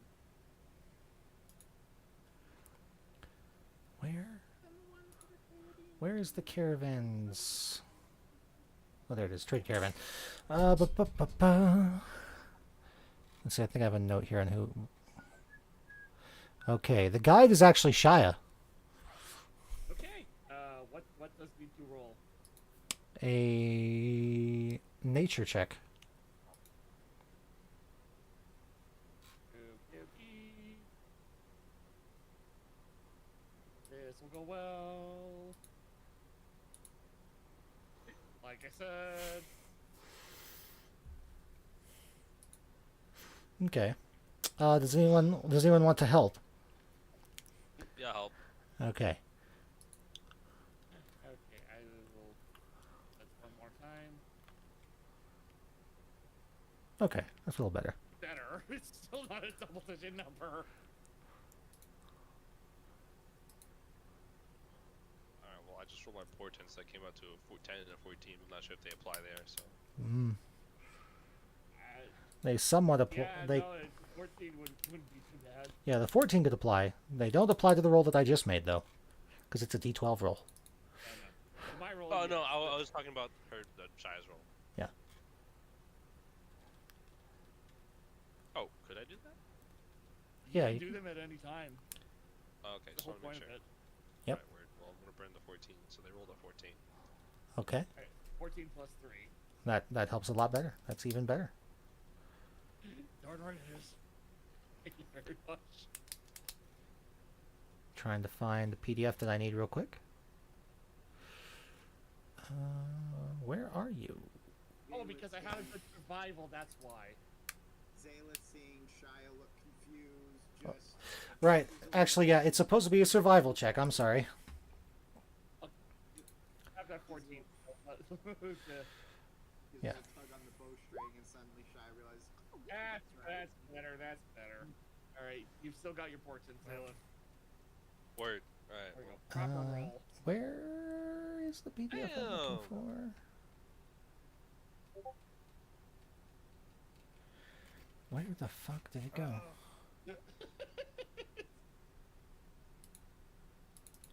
That image just tickles me. Ba-ba-ba-ba. Real quick, could I say Rav gave each of the Medusas a ration as a parting gift? You can, yes.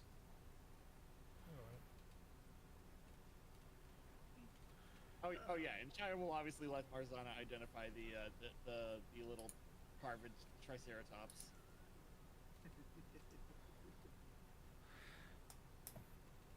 She doesn't know how to do that. Roll sleight of Shut hand. up.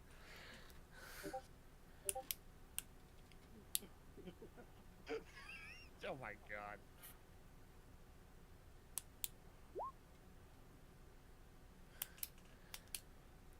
Okay. It is.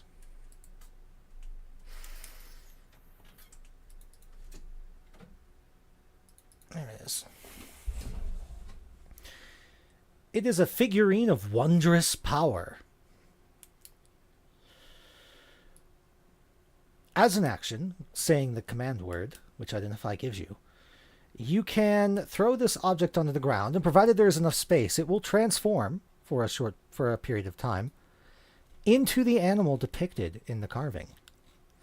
Once used in this way, a figurine of wondrous power cannot be used again for 10 days.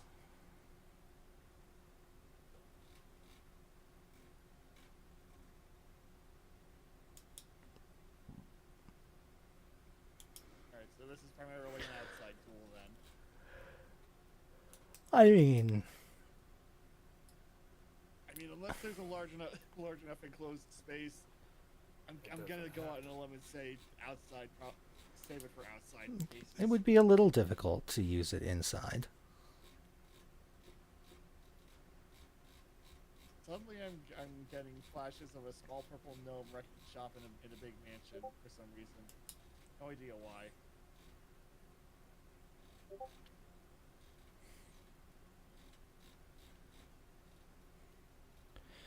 Okay. Thankfully, you all actually find, as you were traveling, a field of herbs that could be used for medicinal potions. Oh my god. The field of herbs, you say? Yep, of herbs for medicinal potions. Okay, So funny, haha! I automatically succeed on what was it? The gather. What was it? What check do I need to roll for that? The gathering check, yeah. Yeah, I believe Outlander automatically succeeds in those. Ye- and yes. As a ranger, it doubles. Yes, that is correct.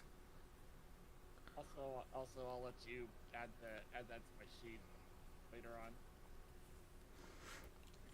So now we potentially have tiny little goblin girl riding around on big giant triceratops. Only once every 10 I- days. I will be right back just to continue to play. Okay. Alright. What, Uh, big giant tiefling wasn't good enough for you? Give me. So that is that day. Give me another survival check for the next day, please. I'm gonna kind of try and speed us through these. Okay, I'm going to use my special die because I never get to use this darn thing.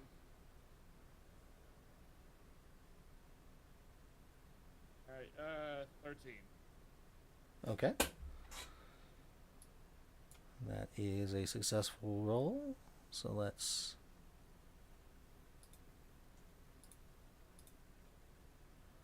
An 11. What is event 11?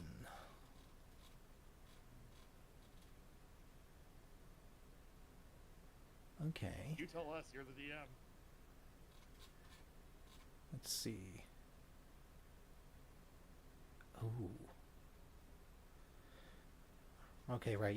You had a really good starting roll, so that actually gets shifted up by 1 according to my notes. So that's actually a 12. Okay. You are, as you are traveling along the road, the caravan leader calls your group up to the front. I know we ain't talked much, but there's something in the road ahead that, well, I'm not sure what to do about. He points ahead where there is a single figure standing in the road.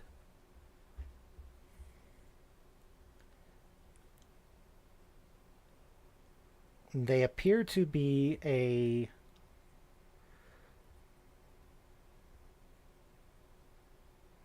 lithe, masculine-looking figure, dressed sort of like a Roman gladiator almost. Oh no. None shall pass. None shall.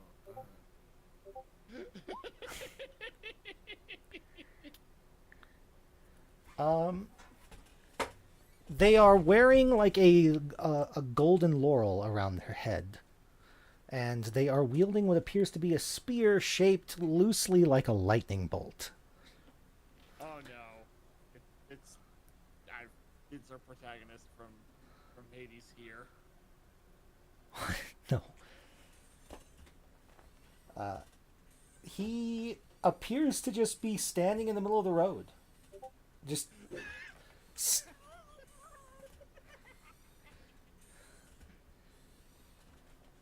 Is there something funny about the name Bickus? Dickus? I don't know, you tell me.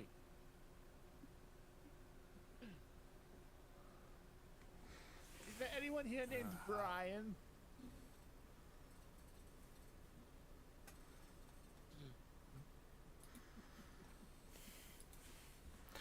I'll handle this one. Have at it, man. This does seem like your wheelhouse. All right. I'll just have Odo nonchalantly step out. Step ahead of the caravan, and then go alone. Oh sh.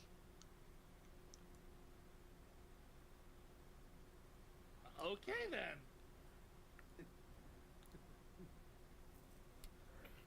You can hear each heavy footsteps as his claws Okay. dig into the dirt.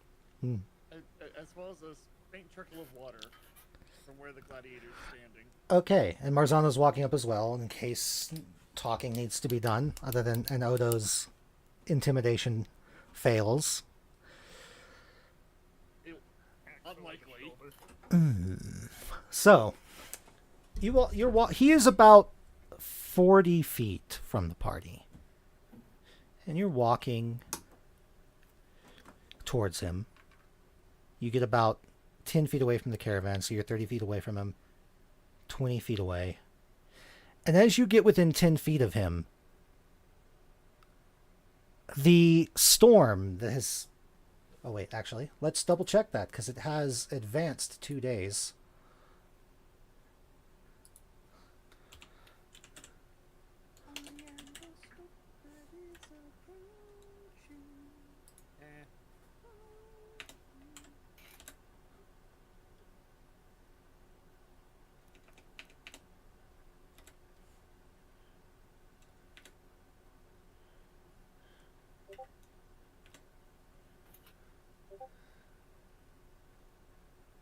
There we go. Okay, let me just check on Fantasy Calendar what the weather for today is. Fantasy weather! Well, because it has the weather for each date generated. So today's weather is. Now over to Jim with weather. It's mostly raining for most of this month. It is still raining. So it's steady rainfall with a gray, slightly overcast sky. And it's 101 degrees. In the shade. Oh, hey, it stops raining tomorrow. There you go. So when you get within 10 feet of him, the two of you, the rain stops. And you look up and there is a circular hole in the storm clouds directly ahead of you. Or above you. Overhead of you, I should say. There you go. And to break through, as you walked into this space, you also were hit momentarily by these swirling winds that felt like the eye of a hurricane.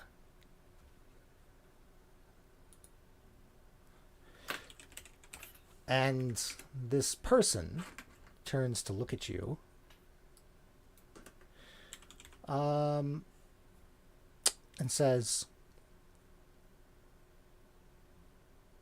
"Oh. Are we doing good guard, bad guard? How quaint. What can I do for you?" And he smiles at you, Odo. And as he does so, the storms all around you flash with the largest curtain of lightning you have ever seen. Just arcs out from that circle of clear sky in all directions. And you all, outside of, back with the caravan, just see this sheet of lightning streak across the underside of these clouds. And This can't be good.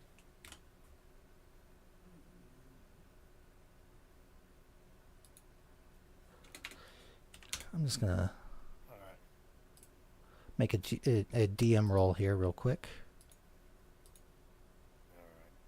All right. He matches your 29 intimidate with a 30. Wow.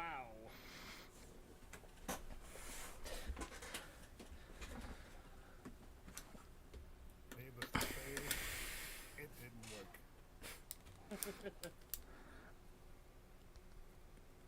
Well, we were gonna ask you the same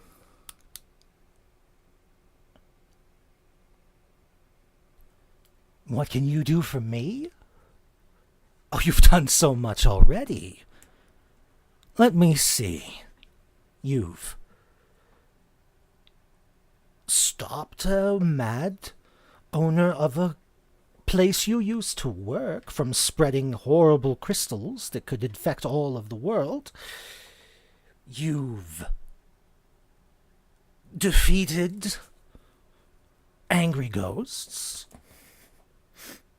And you're out and about in this wonderful weather. That alone. Beautiful. But if you're asking if there's something specific that you could do for me, well, there is something. When you get past Trent Crossing, if you can. He holds a hand up to stall any questions. Oh, don't worry about that. You'll learn. You'll figure that out on your own. But if you get past, there's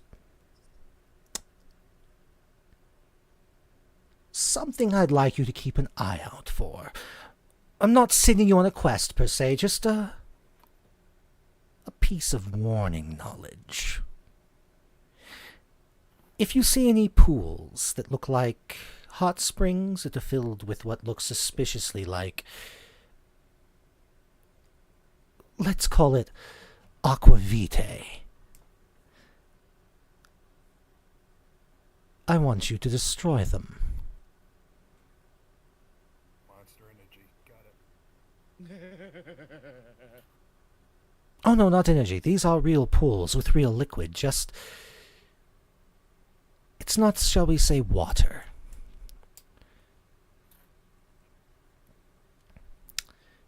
Destroy them. And if you can, I'd like you to destroy them in a very specific way. Well, destroying things comes with the territory. What do you have in mind? You might need your little goblin friends' help with this, but I want them to feel the power of the storm.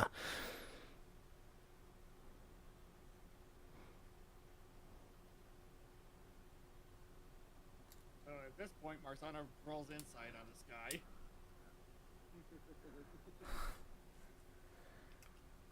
Okay.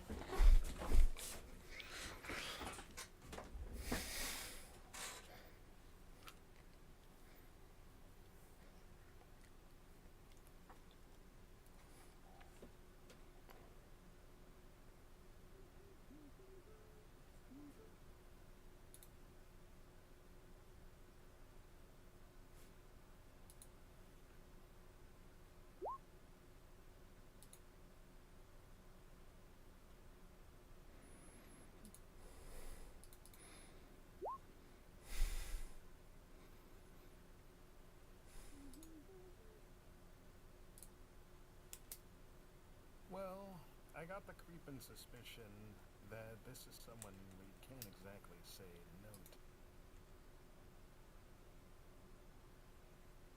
So, in Rat's mind, he believes he's standing directly in front of Zatir. Okay. Well, that's what he thinks. Right. I can see why you might think that, yeah.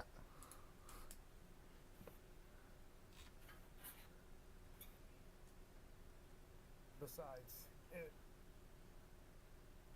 it's kind of a on the way side quest, so he doesn't feel as put upon.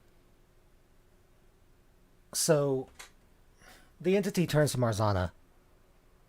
You make a good point, madam. I am, after all, a stranger. Or am I? You have, after all, been around me this entire time. Or rather, my work. I will say no more than that. If you do not wish to act on my request, I shall hold it not against you. It is merely a passing fancy.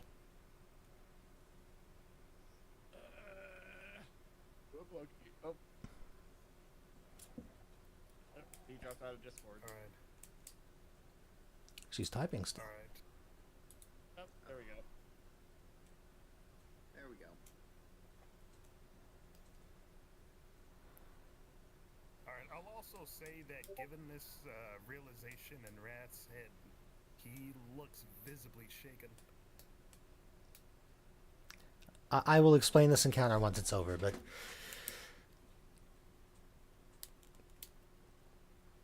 anyway, I've said my piece, and while waiting for your group has been entertaining, I have other places I need to be. By the way, there's someone waiting entrance crossing that at least one of you will find very interesting. Probably both of you, really. But for now, we shall meet again. And he raises his spear kind of up a little bit and then slams it, the bottom of it onto the ground. And there is this pillar of lightning that strikes down and appears to hit him, blinding the two of you for a moment. And when it's gone, he's gone. Oh, don't let go of the breath he didn't realize he was holding.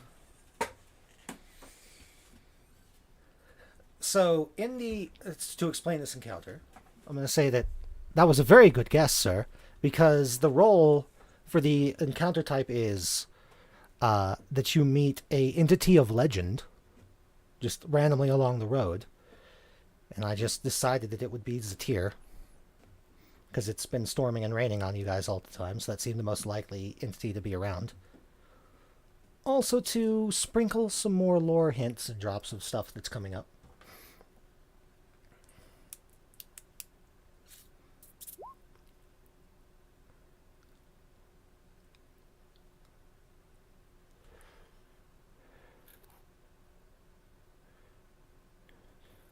In the meantime, though, could Shia give me another survival check for the next day? Okie dokie. And Okay, that's safe enough. A 6. What is 6?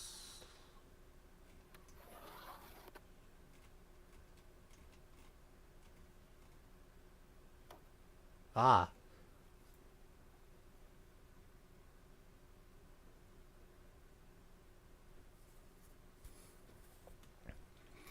As you are traveling, you pass a wonder of nature.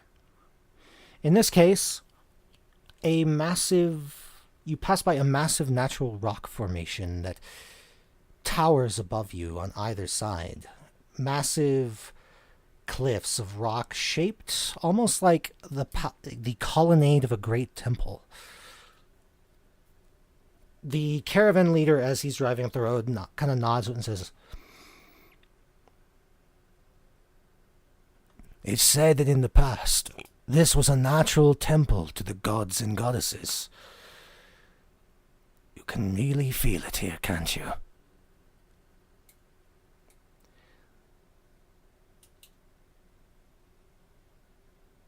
None of you are suffering from it, but if any of you were suffering from corruption, you would lose a point of corruption.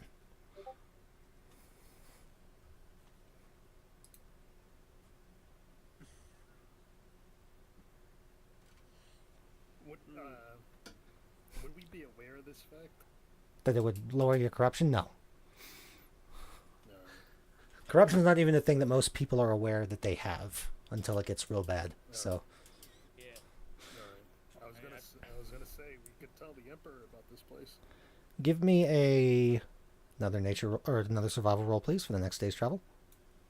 Alright. I might stop using this die. These aren't high rolls. Hmm. So you have to get this one more. You got it. True, you do have the connection. An 8. With with a minus.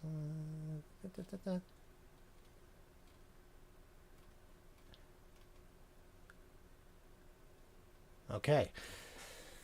So that equates to. You come upon the ruins of an old keep. Its structure and makeup mark it as being from the Narathi Empire, but it is a crumbling ruin. It shows signs of warfare having been its destruction. Crumbling Fair Missoula.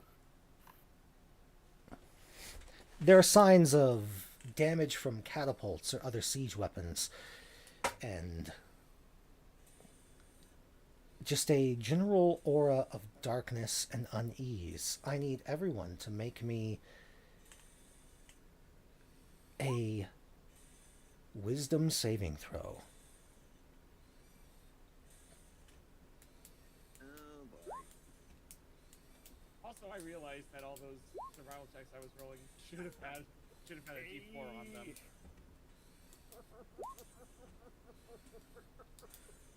Okay. Fingers crossed, 16 is enough. Also, it was nice knowing you, Ume. Zaelith, I need a wisdom save from you as well. This is going into the archive.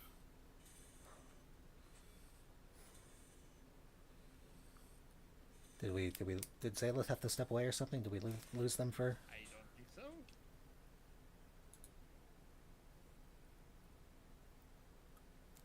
Mollusk, are you there? Hello? I'll talk about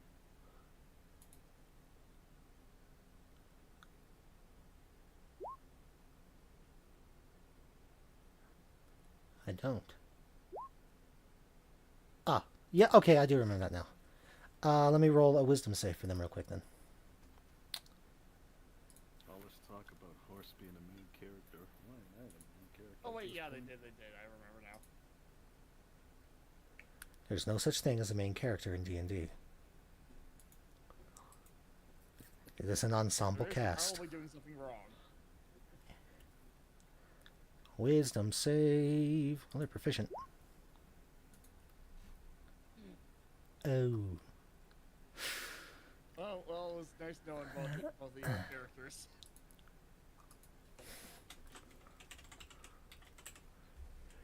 I'm just gonna add something to both of y'all's character sheets real quick.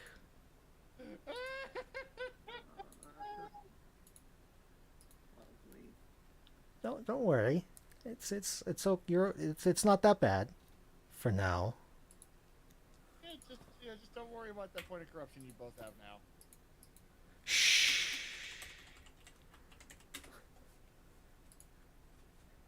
Why would you assume that's what it I could be is? blowing smoke out my ass for all they know. All right. Yeah, like, weren't we in a place where corruption went down? That was yesterday. Just left. That was now 2 days ago. You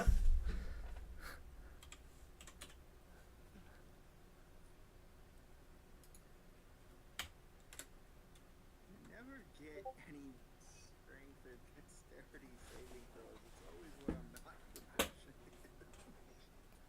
I'm telling you, pick up resilient, Yep, you can grab a feat to train other saving throws. and or gain enough monk levels to reach 14th level. Yep. Give me another survival check. All right, this will determine if I keep using my smart die. All right, I do. All right. So All right. D4 because it's a skill check. That is 27. Should have been adding this to all those other rolls, but whatever.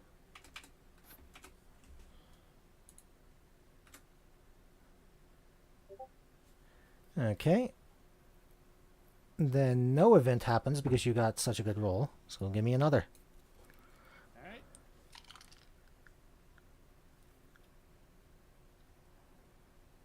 That is Okay. 318. Also, yep. Also no event. One more roll and we will have made it to Trent Crossing.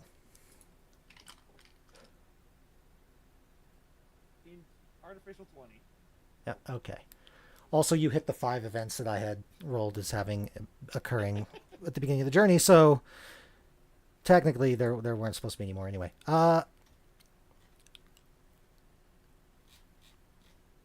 So you all make it to Trent's Crossing. As the caravan crests the rise, you can hear the sound of rushing water ahead of you. And you look out over a town that is sitting on several islands that stretch out across a rapidly flowing river. The caravan leader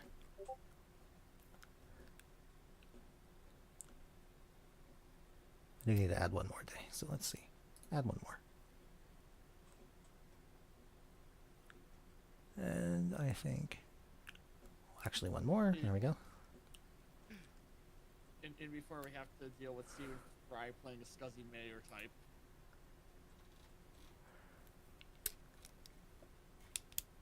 And you all arrive. The caravaneer says, well, the first leg of the journey is over. We're going to be staying here for a few days as we trade supplies and sell our goods for this town. So for the next few days, all of you are free to roam the city. Welcome back, Mollusk. Zaelith and Ume now have points of corruption. What? Don't worry about it.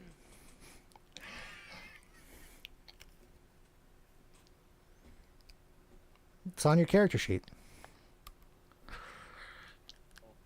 In any case, we just made it to civilization again. What does corruption do again? You don't know. Don't worry about it. Oh. Yeah, it totally won't synergize at all with that Eldritch symbiote communication thingy that you guys have. Actually, it won't. That's an entirely different mechanic. That's Well played, DM. that's subversion, not corruption. Or is it? Anyway, the caravan pulls into Merchant's Shoal, the first of the 4 islands. And as you approach the town, you notice that each island is connected to the other. And these are sort of cliff outcropping islands. They don't really have a beach. It's about a 7-foot drop into the water from each island. And they're all connected by these sort of drawbridge, wooden bridge connection points. And as you are entering in the caravan sort of pulling into a little like area for caravans in Merchant Shoal, you all hear a young failing a wisdom save in one of the events that happened during travel while you were gone. Yeah, what was the event?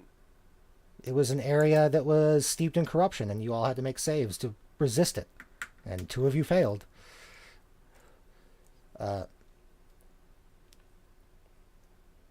As you're kind of getting your bearings and looking around this town, you hear a young human boy who is apparently like a news crier saying,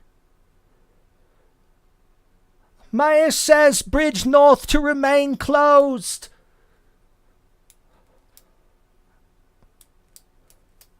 Fourth day of shut off from trade with northern cities. Elven Enclave demands action. Crafters Isle residents report loss of sales. 1 silver for newspaper to read story in full. So that's the racket.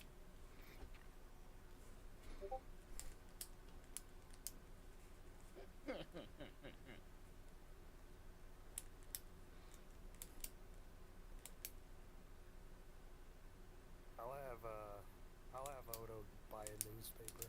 Okay. The newspaper, I don't think this one comes with a commemorative button, though. the newspaper describes that due to the violent attacks on trade caravans, the town is shut off, has basically closed this. I do have you on the map page, right? Yeah. Yes. I shifted to a different.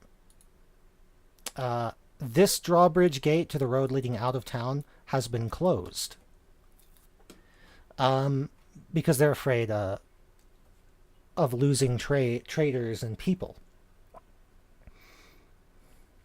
The story says that the last person that was allowed in was a injured Goliath that came down the northern road, who is now staying at Captain Golf's Inn and Wharf on the living Isle. I was already going to suggest we go there anyway, but that's just serendipity. Oh, fuck it.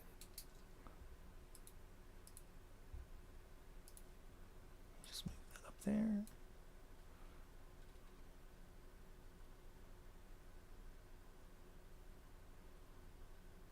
Oh, there's Wow. two.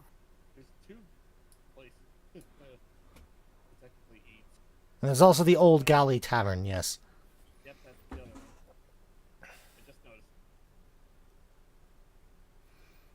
So the tavern where? They're marked on the map. They're labeled on the map. The Old Galley Tavern's in the Crafter's Isle.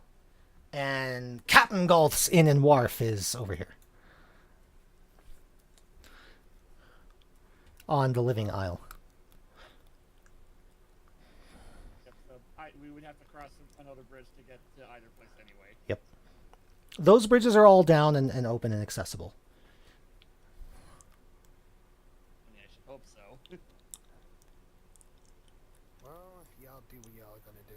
I'm gonna find some real estate comfortable.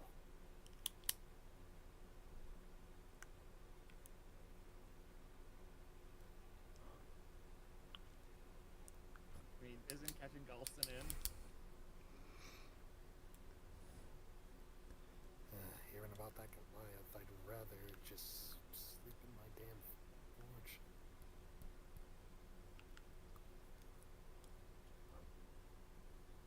Remember what you promised. You made me promise not to cause trouble. Can't cause trouble if I ain't doing nothing. Squints. As you all are having this conversation, one of the town guards, who is very poorly equipped, they've got old, ragged leather armor. It's torn in places, dusty, but despite that, looks like it's as well cared for as it could be. Their armor and shield are nicely polished, though. Like, the metal is nice and polished and oiled. Well,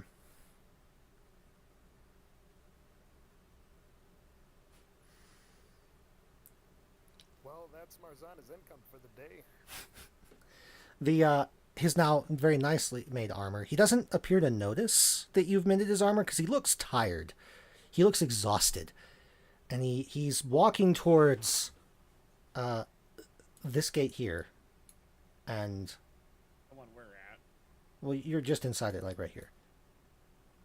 And Basically, yeah, that's okay. and yeah, and says, walks up to the guards at the gate and goes, "Mayor's orders. Close the gate. The south road's closed too." Oh, that's just great. Now I'm stuck. The guards go, "Wait, but how are we going to get food?" "We can fish, you idiot. We're on an island," the tired guard says. Yeah. "And we waited for the caravan from Stormhaven to arrive before the order was issued. So we've got like..." He turns to the caravan master. How many days of food?" And the caravan master goes, "Well, you haven't bought any yet, but if you do, I'd say..." He looks at the town, kind of, his eyes kind of do this shifty, like, trying to do the math in his head. 10 day. Certainly. That's what I can afford to sell you." Coughs in literal food from nothing.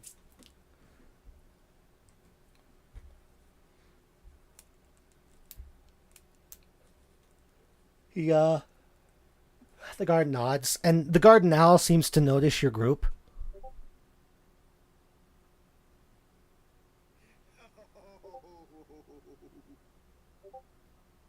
Agreed. "I don't know what you're talking about, madam. We don't make British food. I'm a trade caravan. I bring food from other places to the British Empire. What they do with it once it gets there is none of my concern." Out of character, she means me. I know. Because like senzu beans, food made by straight food and water is bland and tasteless. And no, cooking doesn't really make it better. An empire obsessed with spices never uses them for the food. Hey, you know, is all I was gonna say. No, see, they're obsessed with spices because they're playing the civilization trade route. They're not using the spices. They're selling it to other countries. Their citizens, we want something that actually tastes good.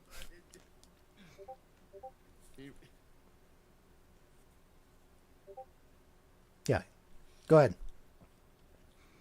This means Zoto is either gonna go broke or starve to death.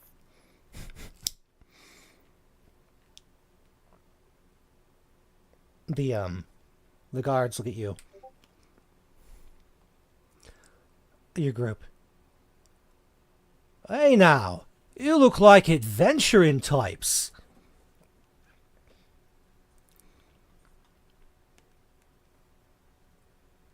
He looks expectantly at you like he expects a response from someone. Well, that'd be us. "Maybe you can help us with this." I imagine at this point, Wrath opens his mouth to speak, but Marzana slaps him upside the head. After that talk.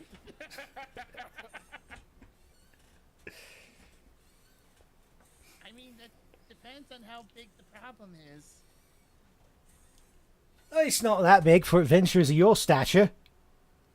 Standing, tallness. They know about us, but we don't know about that. Oh no, he's staring at Wrath as he says that.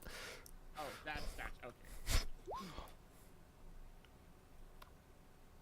Well, the raids on the caravans.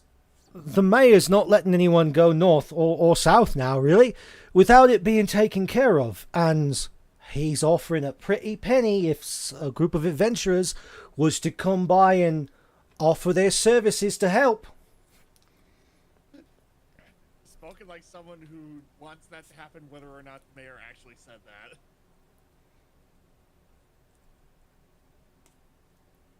Oh, he's right there on the bulletin board. He points to a notice board that has exactly like the quest that he has described posted on it. I'm just saying the wink nudge in that statement came across. Yeah.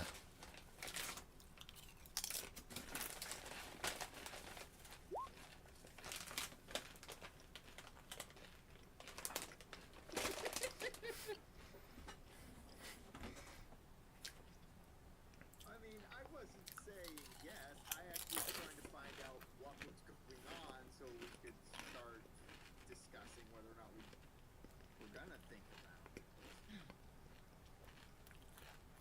Josh, this is a good bit.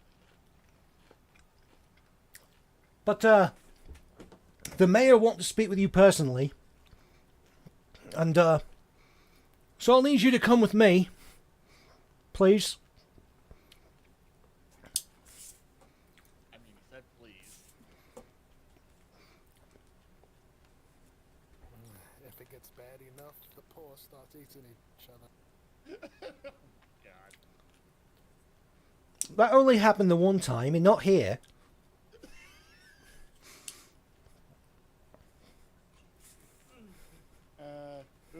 Who's up for going to meet the mayor?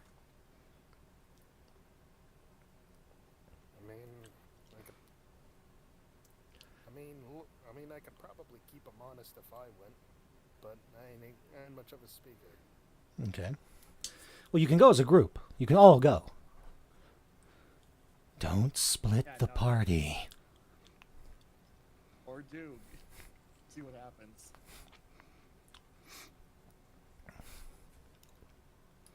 I mean,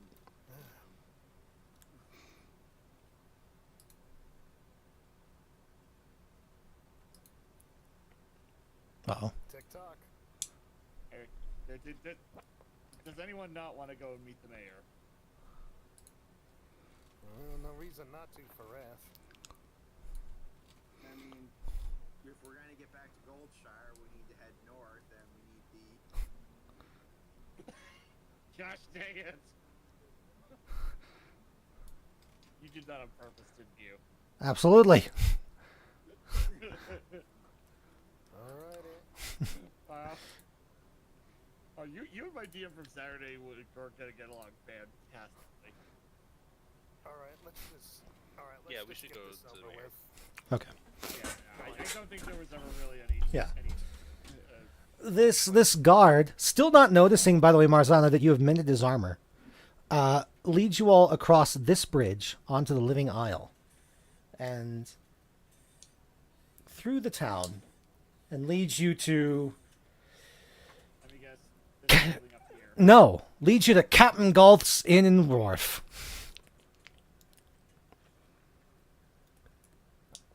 Oh shit, that's where the Goliath is, isn't it? Mm-hmm. All aboard the plot train. Toot toot. Fishing minigame side quest. No. Maybe. We'll see after this cutscene. I'd say Wrath will try to say he'll wait outside, but everyone gives him that look like, come on, son. Yeah. Shia pulls him by the finger. Zev is pushing him from the back. You're led into the tavern, and you don't see the Goliath immediately inside Wrath, and you're led kind of up to an upper room, where you are met by a warforged dressed in like noble's attire, who says, turns to the guard, "Ah, Guardsman Vinder, I take it these are adventurers for hire. Greetings, adventurers. I am Abacus, the mayor of this fine town." So he's not worried about food.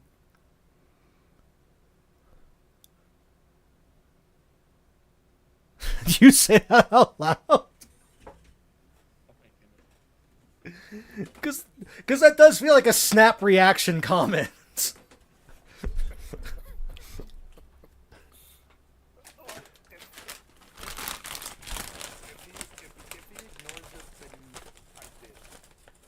If he ignores it, then I did. You don't get to make that decision.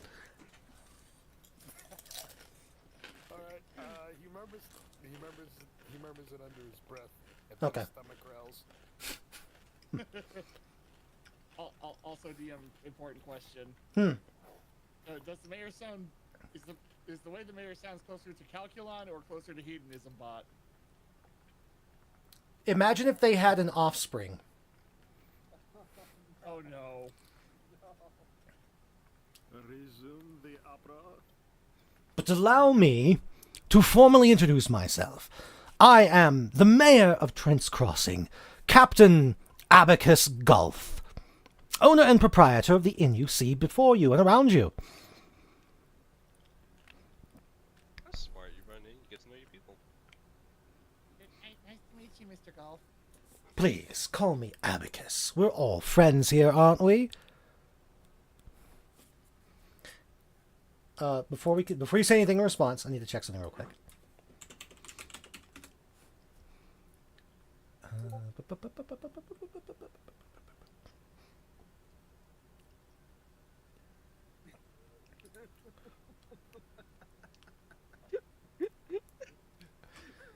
I mean, robot.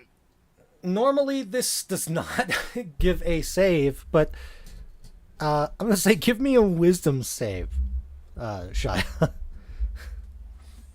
Oh boy. Oh dearest. Okay. He attempted to cast the spell Friends on you.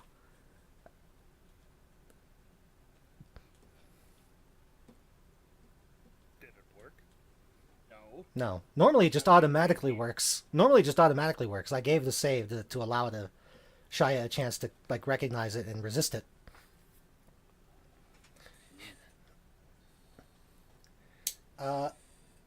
You get the feeling though from the way he was talking that he like did it without even thinking about it, like because when he said we're all friends here, it just sort of cast.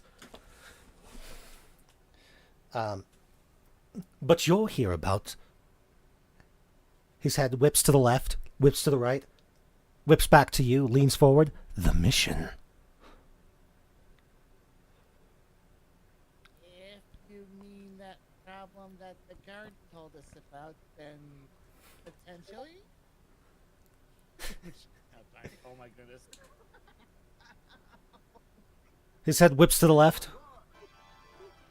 His head whips to the left, whips to the right, looks back at you. He slowly opens a drawer, pulls a sheet of paper out, places it on the table, slides it towards you, and says, "It sure would be a shame if someone grabbed that sheet of paper off of my desk with clear instructions on how to deal with the problem that I'm having that I can't let anyone know I'm having." Despite someone letting us know that he's And he has now turned away from the desk and is like standing with his hands like clasped behind his back, like pose like he's staring out a window, but the curtains are closed, so he's just looking at the blinds. someone else wants to grab the paper, feel free. Shai is just gonna stare blankly at it. I'll have Odo pretend to stretch, and his tail just brushes across the desk. Okay. With your insight, Marzana, you're getting the inkling that this is a guy who like has thought about adventurers and intrigue and quests all of his life and is just caught up in the idea.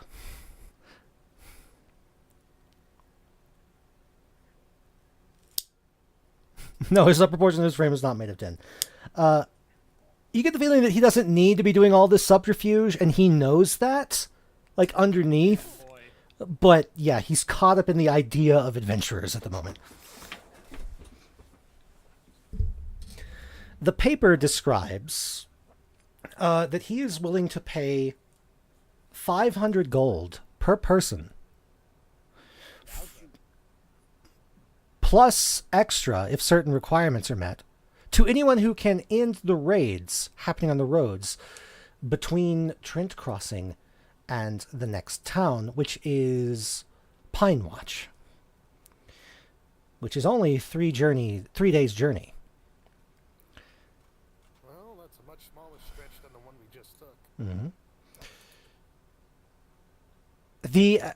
The additional gold is for bringing proof of magical manipulation and distortion of reality.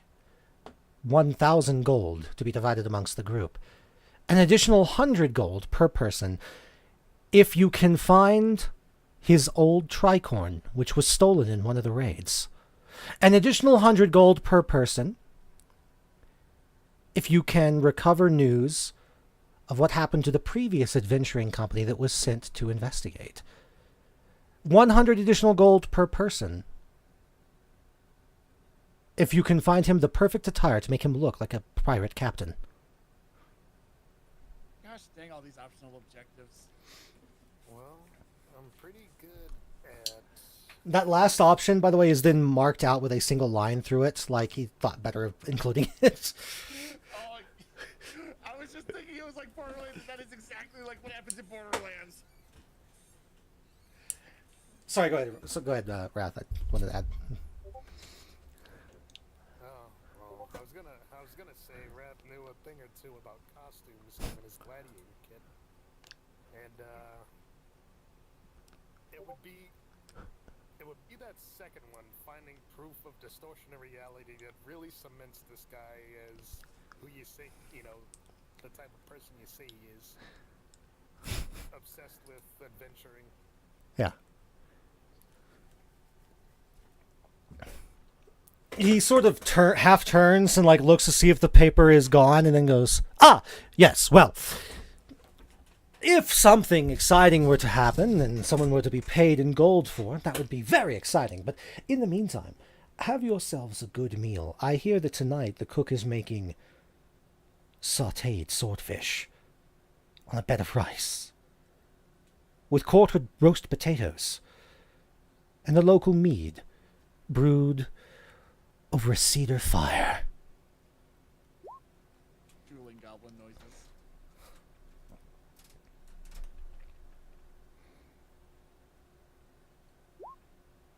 Good, because, this morning I only had a third of my breakfast.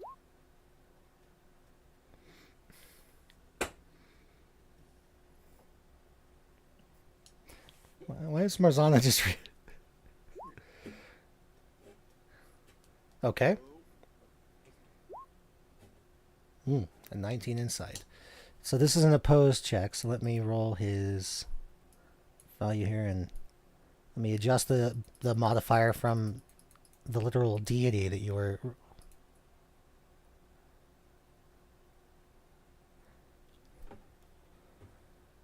Oh, I started on GM roll.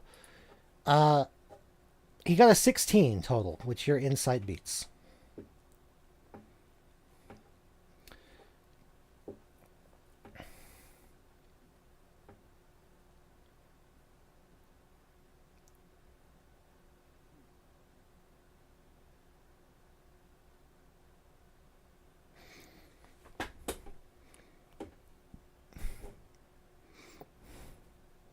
Please tell me there's not some ostentatious tower being constructed in the middle of the crafter's aisle right now.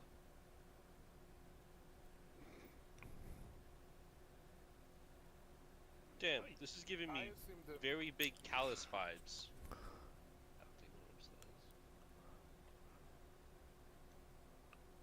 I assume the disconnect was just the fact that he was, he was a warforged and the leader of a town like this. So your insight. The read, getting a little deeper of a read from him. You do detect that something is off, but it doesn't seem like he's... it doesn't seem like he's fully aware that his behavior is bad for the town like this. Almost like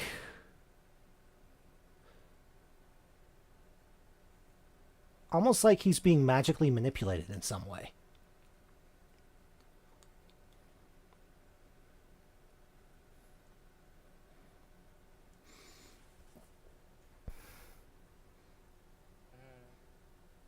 There we go. There it is. You detect enchant. Something, whatever, depending on what this is. Continue. You detect a large volume of enchantment magic placed on him that he does not appear to be aware of.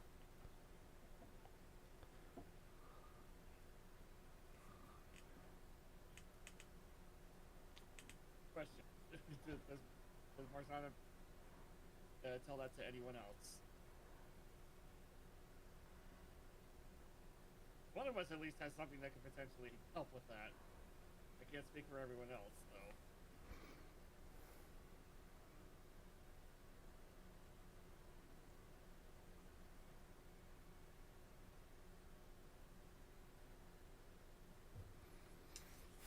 Yeah, no, let's wait until after we get paid to cause a scene. So the guard leads you all downstairs, where there is what appears to be a robed figure, a robed individual. He appears to be a wizard of some kind. And he is standing in front of an empty table in the middle of the inn's dining area.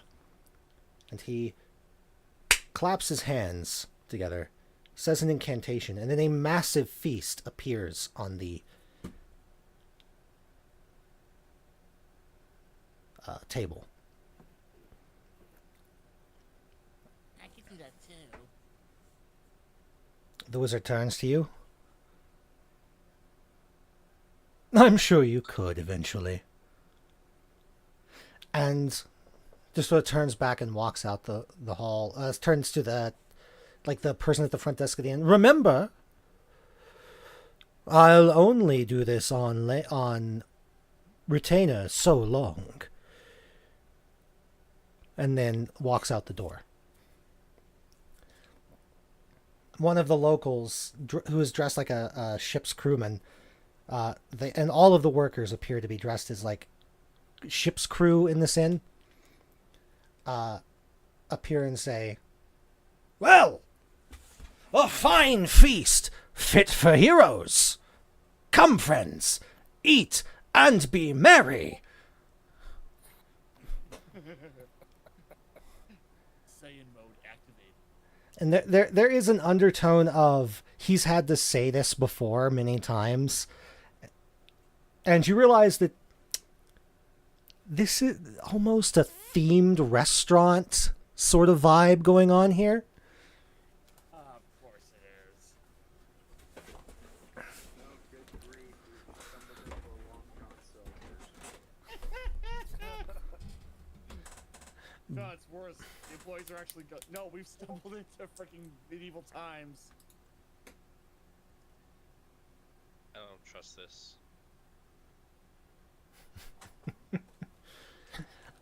For those who don't know, he has literally cast Hero's Feast.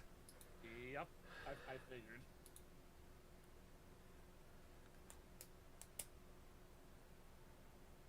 That's where the food and drink actually tastes like food and drink, right? Yes. Yep. Which is why the wizard said, I'm sure you could eventually, because that is a spell clerics can get. At level 10 or above. A lot of jeweled chalices, so if you want to do it constantly. Yep. Well, Odo lost all his critical thought for the rest of the day. Ben's chomping down. About that time, as you all are gathering around the table and deciding whether or not to eat, you all hear the sound of squeaking wheels coming from one of the side rooms. And what sounds... Oh, go ahead. What sounds like a female halfling voice talking, saying, all right, sir. Let's get your meal for the day. I hope maybe you'll start talking. Shia, you actually recognize the voice. And I figured I might. you all see these two figures enter the room.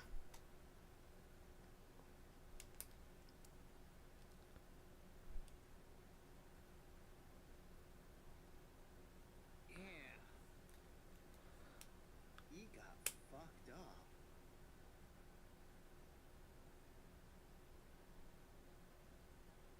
Looks like it. The halfling, who is dressed in the attire of a cleric of Umbra, and wearing the skull mask that marks her as a a war priest, so like an adventuring cleric, someone who actually goes out and like deals with undead incursions and stuff, is pushing the wheelchaired individual into the room, and she sort of stops as she sees your group. Oh, other visitors. I'm sorry, we didn't mean to disturb you. We can come back at a later time. The Goliath in the chair raises his one good hand in a wait motion. Says, no. Need to stay. Must talk to them. And you all can tell it's taking great effort for him to speak. That's exactly what you drove over last time. I'll say Odo is aware, but he's still occupied with his eating. But Yeah, it's I clear don't. he's trying desperately to ignore them. Yeah, no, the bristling on the back of his neck says to choose violence, but then again, food. The Goliath looks to the halfling and says, push me over to that one. And he points directly at Odo with his one good arm. Shia's head just turns to keep an eye on Odo. It's not a play a good one. That's great.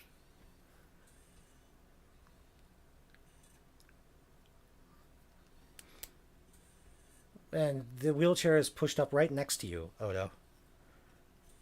Alright. The Goliath does not start eating any of the food. And how old was Odo when he was forced out of his tribe?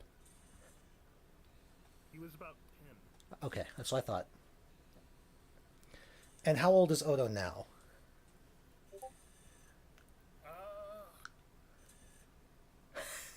Say mid to late 20s. Okay.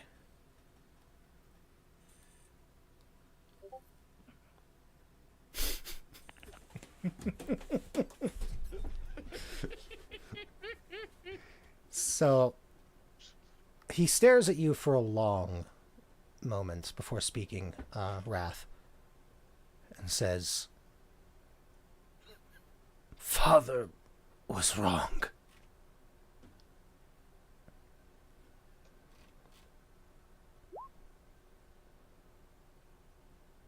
Alright. Odo lives, so this whole time Odo didn't spare him a glance, but as soon as he hears presumably his brother's voice, he stops and raises his head in alert. Okay. If I may for a second. Wait. Nani? As you meet his gaze, you see a man that is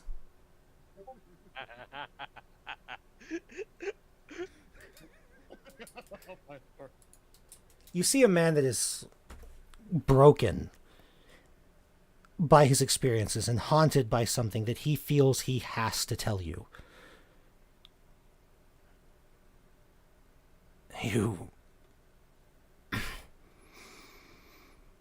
You were better than any of us, and he couldn't see it. I couldn't. Until now.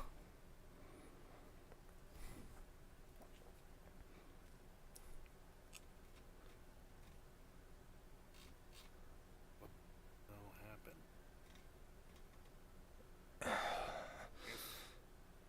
Like, for now, Odo is like seeing him in this condition.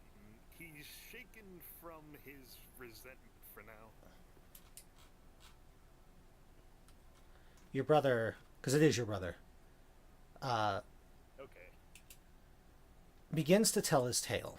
And I am going to sort of not do the injured voice while I'm telling this. Just because that's harder to do. It happened about 5 years after you left. Father was approached by some sort of shaman. He was dressed in the attire of the Goliath, but there was something strange about him. Our own elders warned him about speaking with him, but Father would not listen. He told us that he knew of a way to increase our physical prowess, to make us as strong as the giants of old, to give us the strength of the storm, the sturdiness of mountains. And Father listened, and this shaman led us to a pool, deep in the mountains, through paths that none of us knew. It was like a hot spring, but the water was crimson, like freshly spilled blood.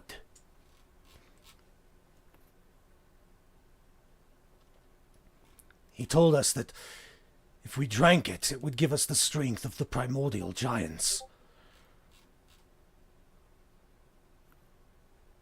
And Father made us all drink it. A few. And he turns his head down here in shame as he looks at the table, myself included, eagerly drank this strange pool's liquid, but the others had to be coerced. At first, it was glorious. Our strength was increased tenfold. We could rip ancient cedars from the ground. We could punch holes in mountains. But this shaman, it was all a sham. It started subtly. We would not remember a small moment of time, an hour, a few minutes, always when we were alone somewhere, walking back from a hunt or from some other task. But minutes became hours, hours became days. Members of the tribe were disappearing for far too long. The shaman always had an excuse. They were on a spirit journey, on a search for enlightenment, attuning with the strength they'd been given. Then the physical changes began.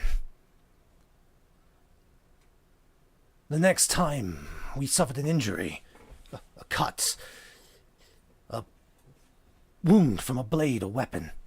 The limb or part of the body that the injury occurred on healed, but it twisted and mutated, becoming bulbous, distorted, scaly and slimy. It was then that some of us realized we had been duped. The shaman was turning us into monsters for his own use, and the more we were twisted, the more they obeyed his every word. Father he is human no longer. I do not even recognize what sort of creature he has become, but at this point he struggles a bit and tries to recenter himself, as you can see that telling this story is causing him physical stress.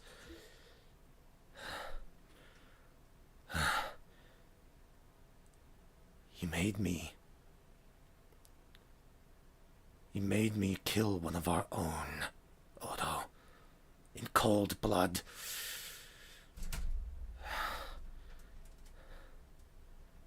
I couldn't stand it anymore. We were proud people, but this was corruption, beyond anything I had seen. I went to try and confront Father, to try and break through.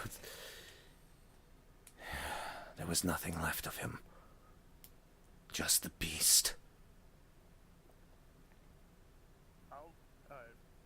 I'll say at this point, Odo gets up and puts a hand on his brother's shoulder. Mako, rest. I'll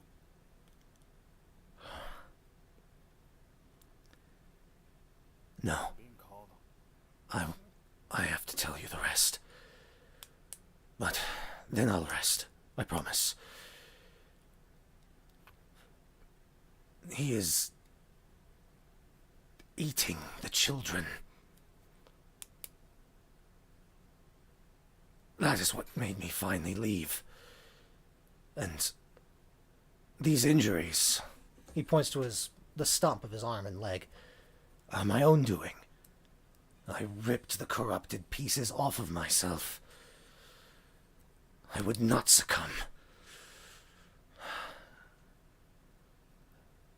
Kindness is not a weakness, Odo. Despite what we thought. If we had had kindness, perhaps we never would have gotten to this point. But I learned that lesson far too late.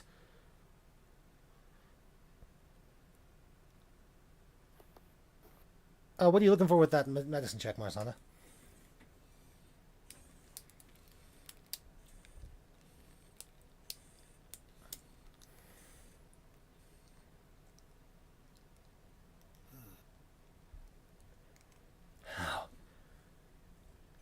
He then reaches out for a cup of mead. Now rest and eat. I'm sorry we had to meet this way, brother.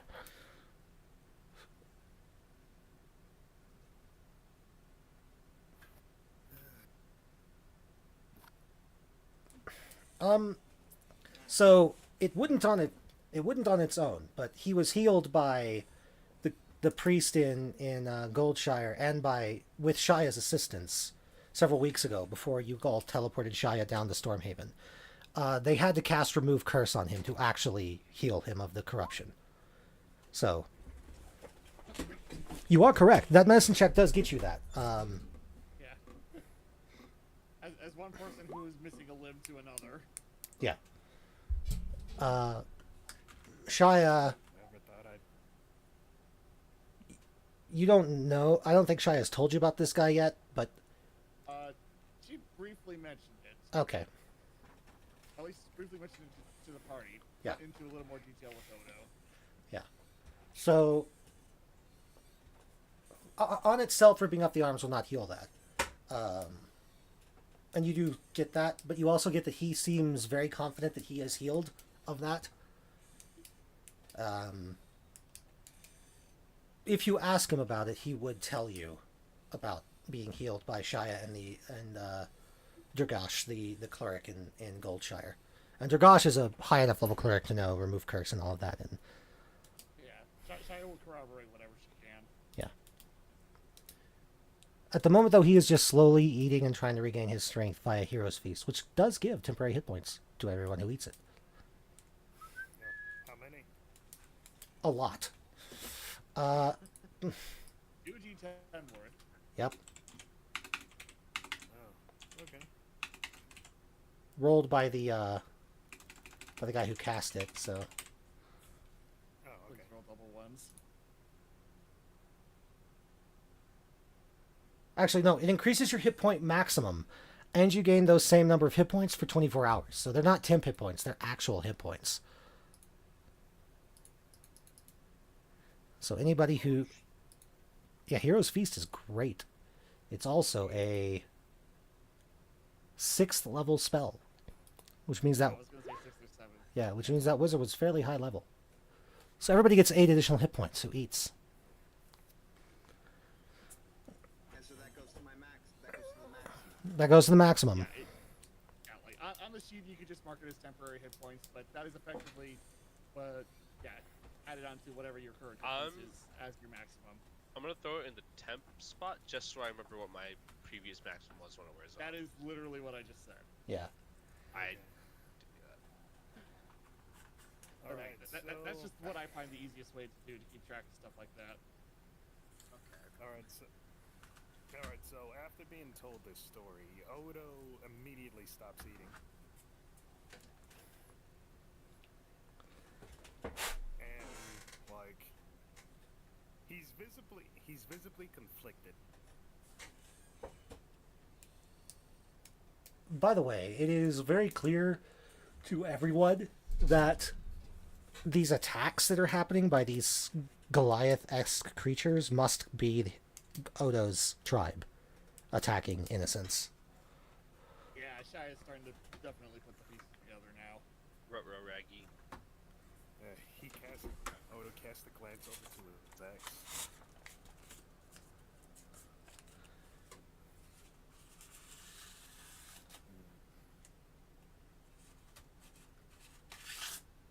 All this time, I was content to never see any of them ever again. And here I am, saying sorry for what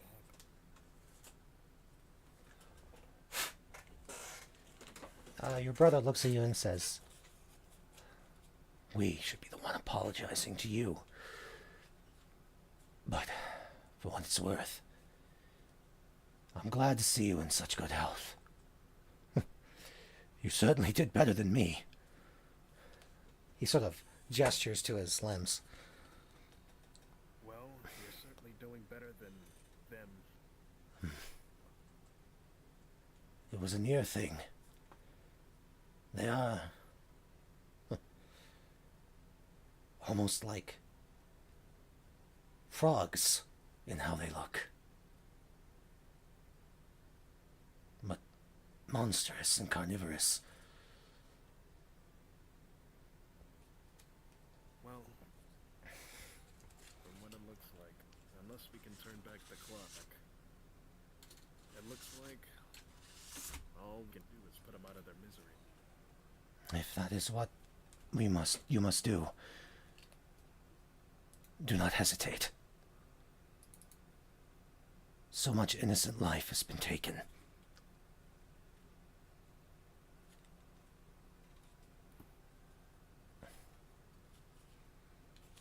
The cleric, the halfling cleric, looks at all of you and says, "Well, this is the most he's spoken since, well, as I'm sure Miss Shire can tell you, since he stumbled into Goldshire."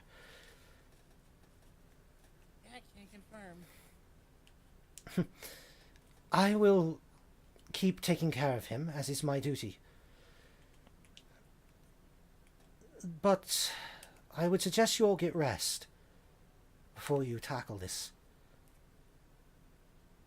I have a few sketches that I've drawn according to... I'm sorry, what did you say your brother's name was? Or... Mako, She stirred because she was about to ask Maku to if he wanted to say it himself, because she felt embarrassed that she asked you and not him. That's right. Maku is my name. I didn't want to say it out loud in case that shaman has some way to track us, but now that an entire group of adventurers is here, I think it's fine."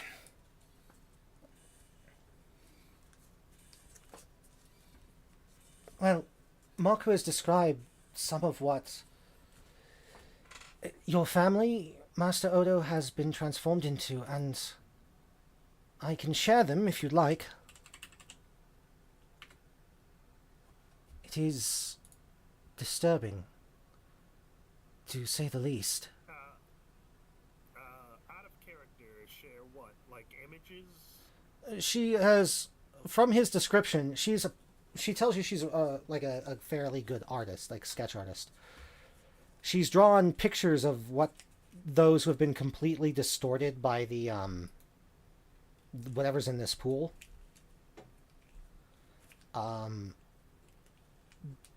Based on what he's described. And she can show you those images if you'd like.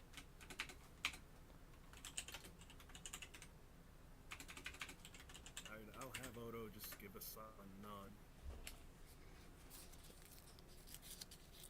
She says, well, the chieftain is the one who's the most twisted, yes? She turns to Maku, who nods. And the shaman of the tribe. The others just have limbs that are twisted and distorted, but here. And she will produce these sketch images. Give me just a second, because I will have to post them to Discord. So first she shows you the sketch of what the shaman has become.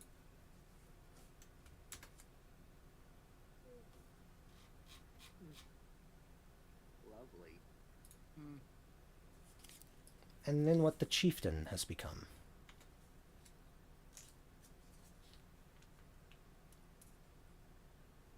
Oh, And then that's fun.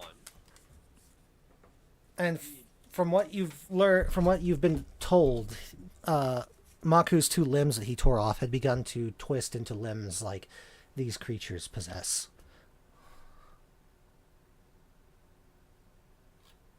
You came all the way from the mountains just to tell me. Aye. Is a feat in and of itself. And I can't imagine the strength that much. It took the last of what I had. I'm content. Go ahead. Sorry. I'm content to sit here, wounded, but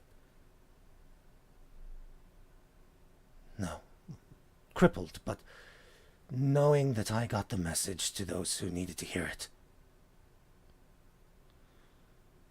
Well, little brother, you let me handle them.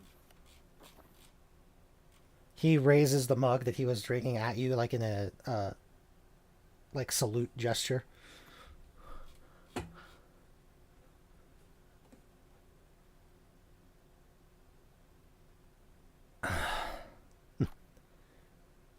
Meanwhile, Shia has, after seeing the renditions of what the Goliath tribe and such have become, has gone off to find the nearest bucket. One of the ship's mates gives you like a mop bucket and says, "Best disgorge your bilge here, lest you want to swab the deck, lass." In his sort of strained, like, I can't believe I'm still doing this voice. Thank you.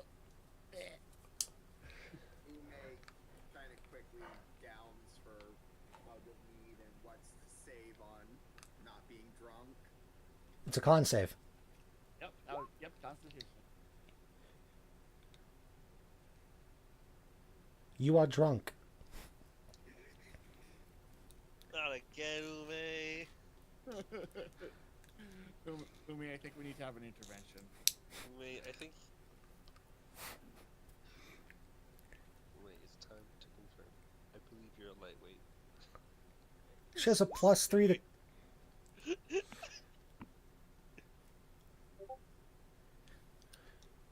I'm curious if anyone recognizes what these creatures are.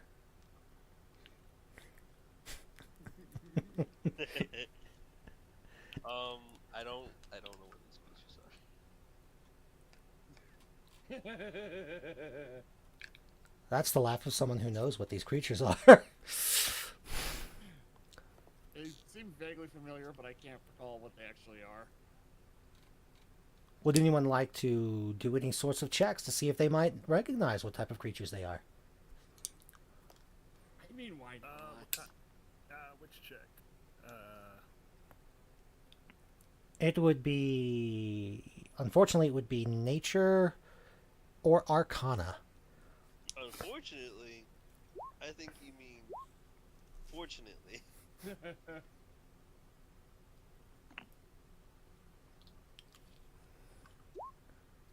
I Okay. mean, it seems in a weight class of things I've fought before, but I ain't never seen anything like this. Well, even with a nature of 12 at least, with a score of 12 at least, you all are getting something at least. Ume at disadvantage because drunk, yes. Shy at disadvantage because puking your guts out. Yep. These appear to be Slod. That's what they're called. I'm sorry. Slod. Slaad. They are. Oh, They are. I will type it out. They are. Real. Hmm, Oh, go ahead. sorry. No, go ahead. Real quick, would these be in Volo's Guide to Wyverns Volume 1? You do have that book. That's right. I don't think they're wyverns. So I don't think so. So, considering that they are in Volo's Guide to Monsters, the actual book, Volo's Guide to Monsters, in the real world, they are mentioned in this book, but the Guide to Wyverns is more the monster hunter creatures. Yeah, no. At most, it's probably there's probably an asterisk after each mention. See Volo's Guide to Monsters page. Yes, exactly, yeah. But you know I'll enough. get you to buy the whole set. Yep. Cross-referencing. You do know you have fought a Slod before, though. A red Slod, which is the lowest tier of Slod. They are fiendish entities born of the pure chaos of the elemental chaos. They are vile, evil, corruptive beings that breed like xenomorphs. Oh, Draco would be very happy if he was here right now. Yep. They breed by implanting a tadpole into their victims that distort them, either growing on its own and then bursting out of their chest as a red Slod, or if the entity is of particularly strong physical or magical strength, twisting and corrupting them into higher tier Slod, i.e., all the Goliath. i.e. all the Goliaths. Yep. You realize you have a hunch that perhaps the pool they were made to drink from might have been infested with tadpoles. This is why Shia does her purify food and drinks routine. See, it's not unnecessary. And that also means that probably this mysterious shaman is probably a type of Slod called a Shadow Slod. A powerful mystic Slod that attempts to create new Slod covens on the material plane. Slods desire only wanton destruction. They have no goals, they have no society, they desire only to wreck and destroy everything around them. All the generations ago that used to live up in the mountains. Done in by a pack of fucking monsters.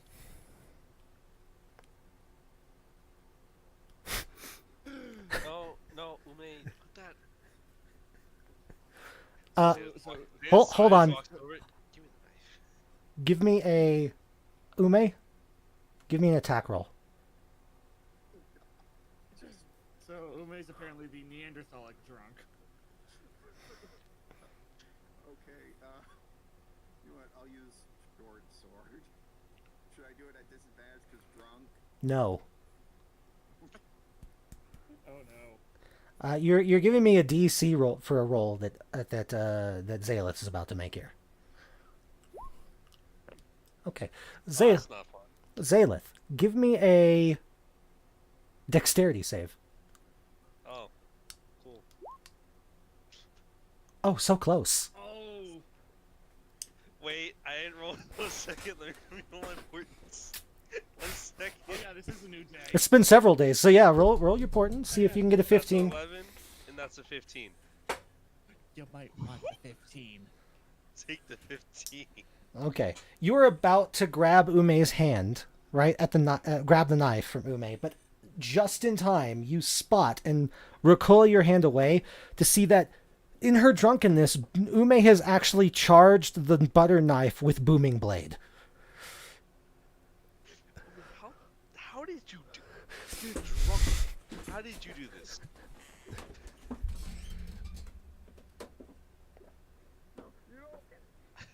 It's happened. Uma is drunk enough times that she somehow masters the basics of Drunken Master subclass. Oh my lord. That This is not healthy, right?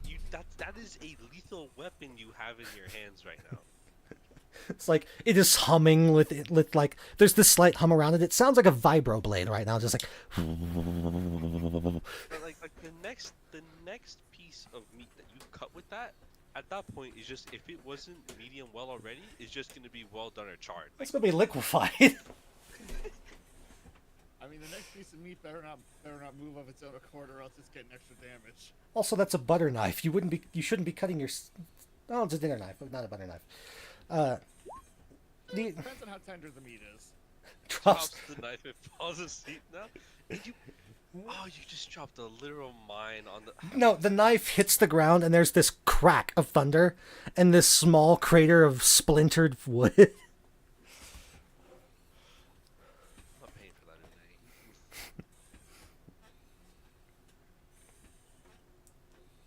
Grabs an arrow, pokes at the knife to see if it's still charged. It is not. Okay. Does Aelith know? If the effects of booming blade, if it moves, it gets hit. If it willingly moves, it gets hit.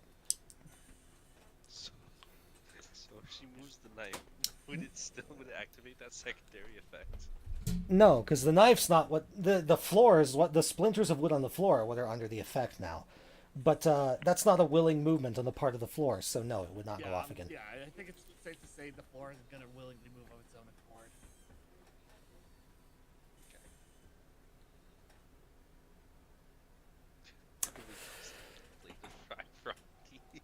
Well, about that, you all sigh in relief, as there's not too much damage. So, Zaelith, you sigh in relief. Shia, you sigh in relief. Marzana, you kind of shake your head at everyone. Dude, that tracks. The inn sighs in relief.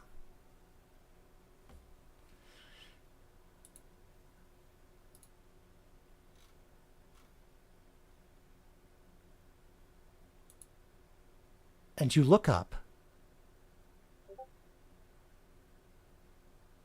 And you can see that the roof of the room you were in is not the right texture. I'm sorry?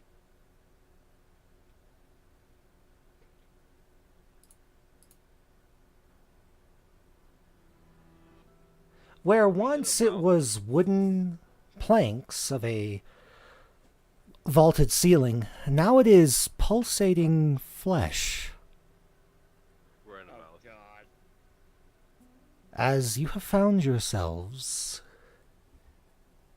inside the gullet of a massive, growing mimic colony. Gosh, dang it. Motherfucking. You know, you motherfucker that's sitting on my desk right now, I knew one of these days you'd come to bite me in the ass. Well, it's your fault for walking Damn, ass and I forward was so towards the mimic. I was so looking forward to some roleplay after this, after this session. I mean, that could still happen. You still have to be in the midst of combat.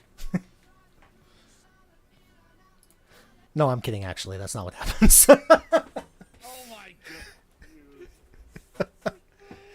I was like, I knew it's this still, came out. it's still a bit too early for Bob's internet to be cutting out. I knew got- this came out of- what's it? it came I out got of 25 nowhere. minutes. No. You made me think of that when you were asking about does the floor willingly move, and you said the floor couldn't willingly move, and I was like, unless it was a mimic, in my head, and I. Yeah.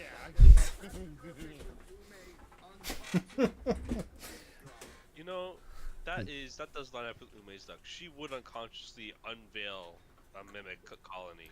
No, that's not actually what happens. We will we will be wrapping up this session in the next like 10 or 15 minutes though, because, you know, Yeah. we will lose Zaelith at that point. But what in actuality, what all do you all do for the rest of the evening? Before or after dragging Ume to a room to sleep it off? That's up to you. So Zeta right sighs, being- picks Ume up, throws her over her shoulder like a sack of potatoes. Come on, Koji. We just tuck her in. I was gonna just say, I have something to help with this. I bought it when we were back in Stormhaven. Do I you do? I haven't had a chance to tell anybody. Don't tell Mr. Sume that this is a recurring problem, because I don't want her to think that I, acted out of turn and bought this without her knowledge. But He pulls a wand out of his backpack, and This is a recurring problem? The only time this happened was when that one time she decided to fly around, and when we first got to Stormhaven, she had a drink. You told me this happens often? she not this specifically, but she's when she was a kid, she well, they had to stop giving her sake at family like gatherings because things there was an incident with the cherry blossom garden, and he looks around. I've said too much. The wand I bought,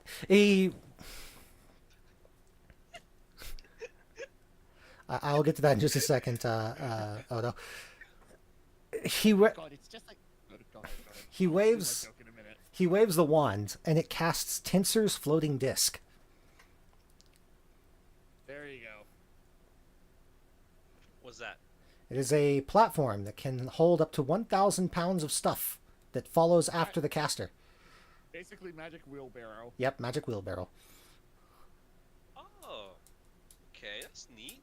Do you want me to put her on this? Like, you have a blanket or It anything? actually forms under her and like lifts her up until she's hovering about 1.5 feet off the ground. Oh, because I was gonna say, because she's currently on Zayla's shoulder right now. Oh, she's on the shoulder. Well, then it lifts up out of the ground and kind of floats there. yeah, if you don't, if you could just put her on, yeah. Yeah, no, I got you. 1 second. Let me just. Zayla kind of unceremoniously plops Ume down. Like, it's a point where, like, it's a very audible, like, plop. There's just like a soft thud. Yeah. Okay, let me just. Okay, let me fix her things. Her tail, make sure it's not, like, floating anywhere. Get anything on it recently. God, it's just like that jockstrap incident. Only this time Kitty wasn't around to dig the holes. So, hang on a second.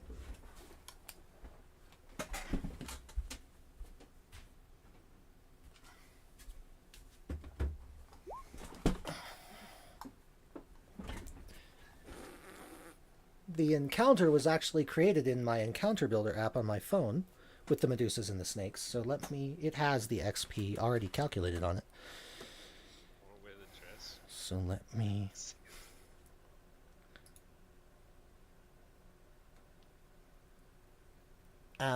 Oh, she's dreaming about the Sakura Blossom incident. I don't know if I should cover her mouth, because it's kind of embarrassing to her, and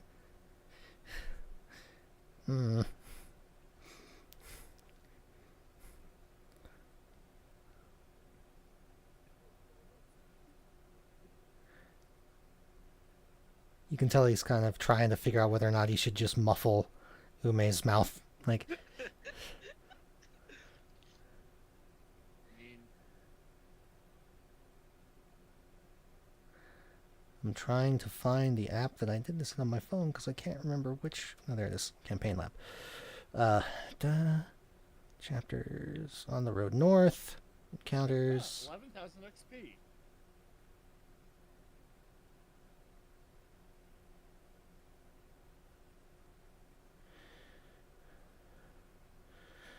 Uh,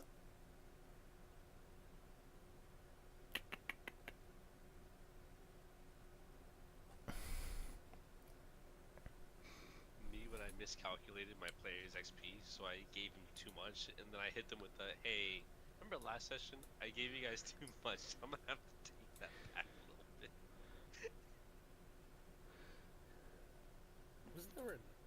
Wasn't there a dragon in older editions where if you got hit with his breath attack, you lose levels? there were a lot of things in earlier versions of D&D that did that. That sounds scary. Negative levels were a very real thing. Mm-hmm. That sounds really scary.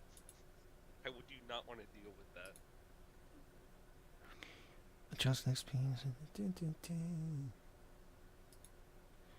Okay. So,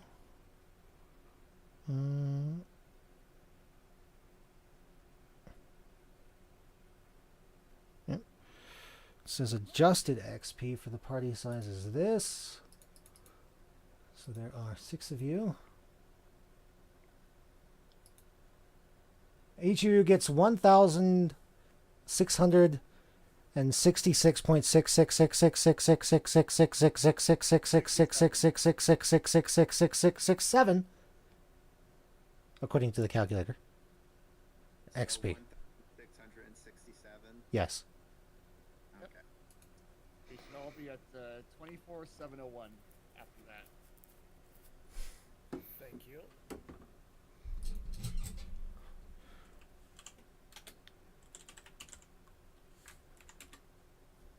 On that grind. 24701. Yep. 24701. You need 3,400 to get to level 8. Good. Hey, that is not a problem at all. Yeah, that is not a problem at all. Besides, you completely Alright, being even more embarrassed while unconscious. Ume got drunk and cast Booming Blade on a dinner knife, and then proceeded to put a hole in, not a hole, but like a dent. Yeah, kinda yeah, cracked yeah. Apparently, we're in the middle of a giant mimic nest now. Not actually. Shush. Yeah, not actually, that was... Yeah, no, I basically just I ended up being a little too much with the comp.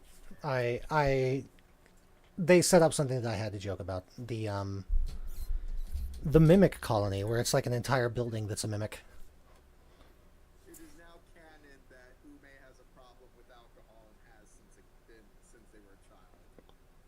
You're not a problem, you just have no tolerance. Yeah. Pretty much. I know it's not a problem as long as she doesn't run out. And there's now a noodle incident too.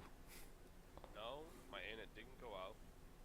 I was just updating my drivers, and it likes to turn off Discord. Gotcha. Okay. But anyways, didn't really miss anything other than just we've got these slots that were Ooh, cake. Cake. that were Odo's Oh, slut for cake. That actually looks scrumptious. Well, she was there for that. that looks good. P was there for that because she Now, that chocolate cake looks dope. Damn, that cake looked ginormous. P was there for that because she commented after that in the chat in the Discord log. The serious stuff was that turned into me going into the comment. Yeah. That like, is that like Before that, cheesecake? It looks like cheesecake to me. Some Jello in it? It looks like cheesecake and Jello. I hope that's what it is. Before that, we were talking about how all our characters retired for the night. Yep. Oh yeah. Yeah. This kobold carrying half dragonborn girl on a floating disc up to some Yellow cake? something. What was that? It's a type of cake. It's vanilla cake, basically. What's that then thick icing with like the clear, like the translucent, like jello-y bits? Yeah, no, the bits are obviously Jello. Or Oh, is it like? Oh, buttercream it's a. with pieces So of is it jello in a? it? Is it a vanilla cake with it like? Because it looks like they were on top, like they're part of the same overall. Okay, yeah, yes, That sounds really great. That is a very complex cake. that is a very complex cake. Oh.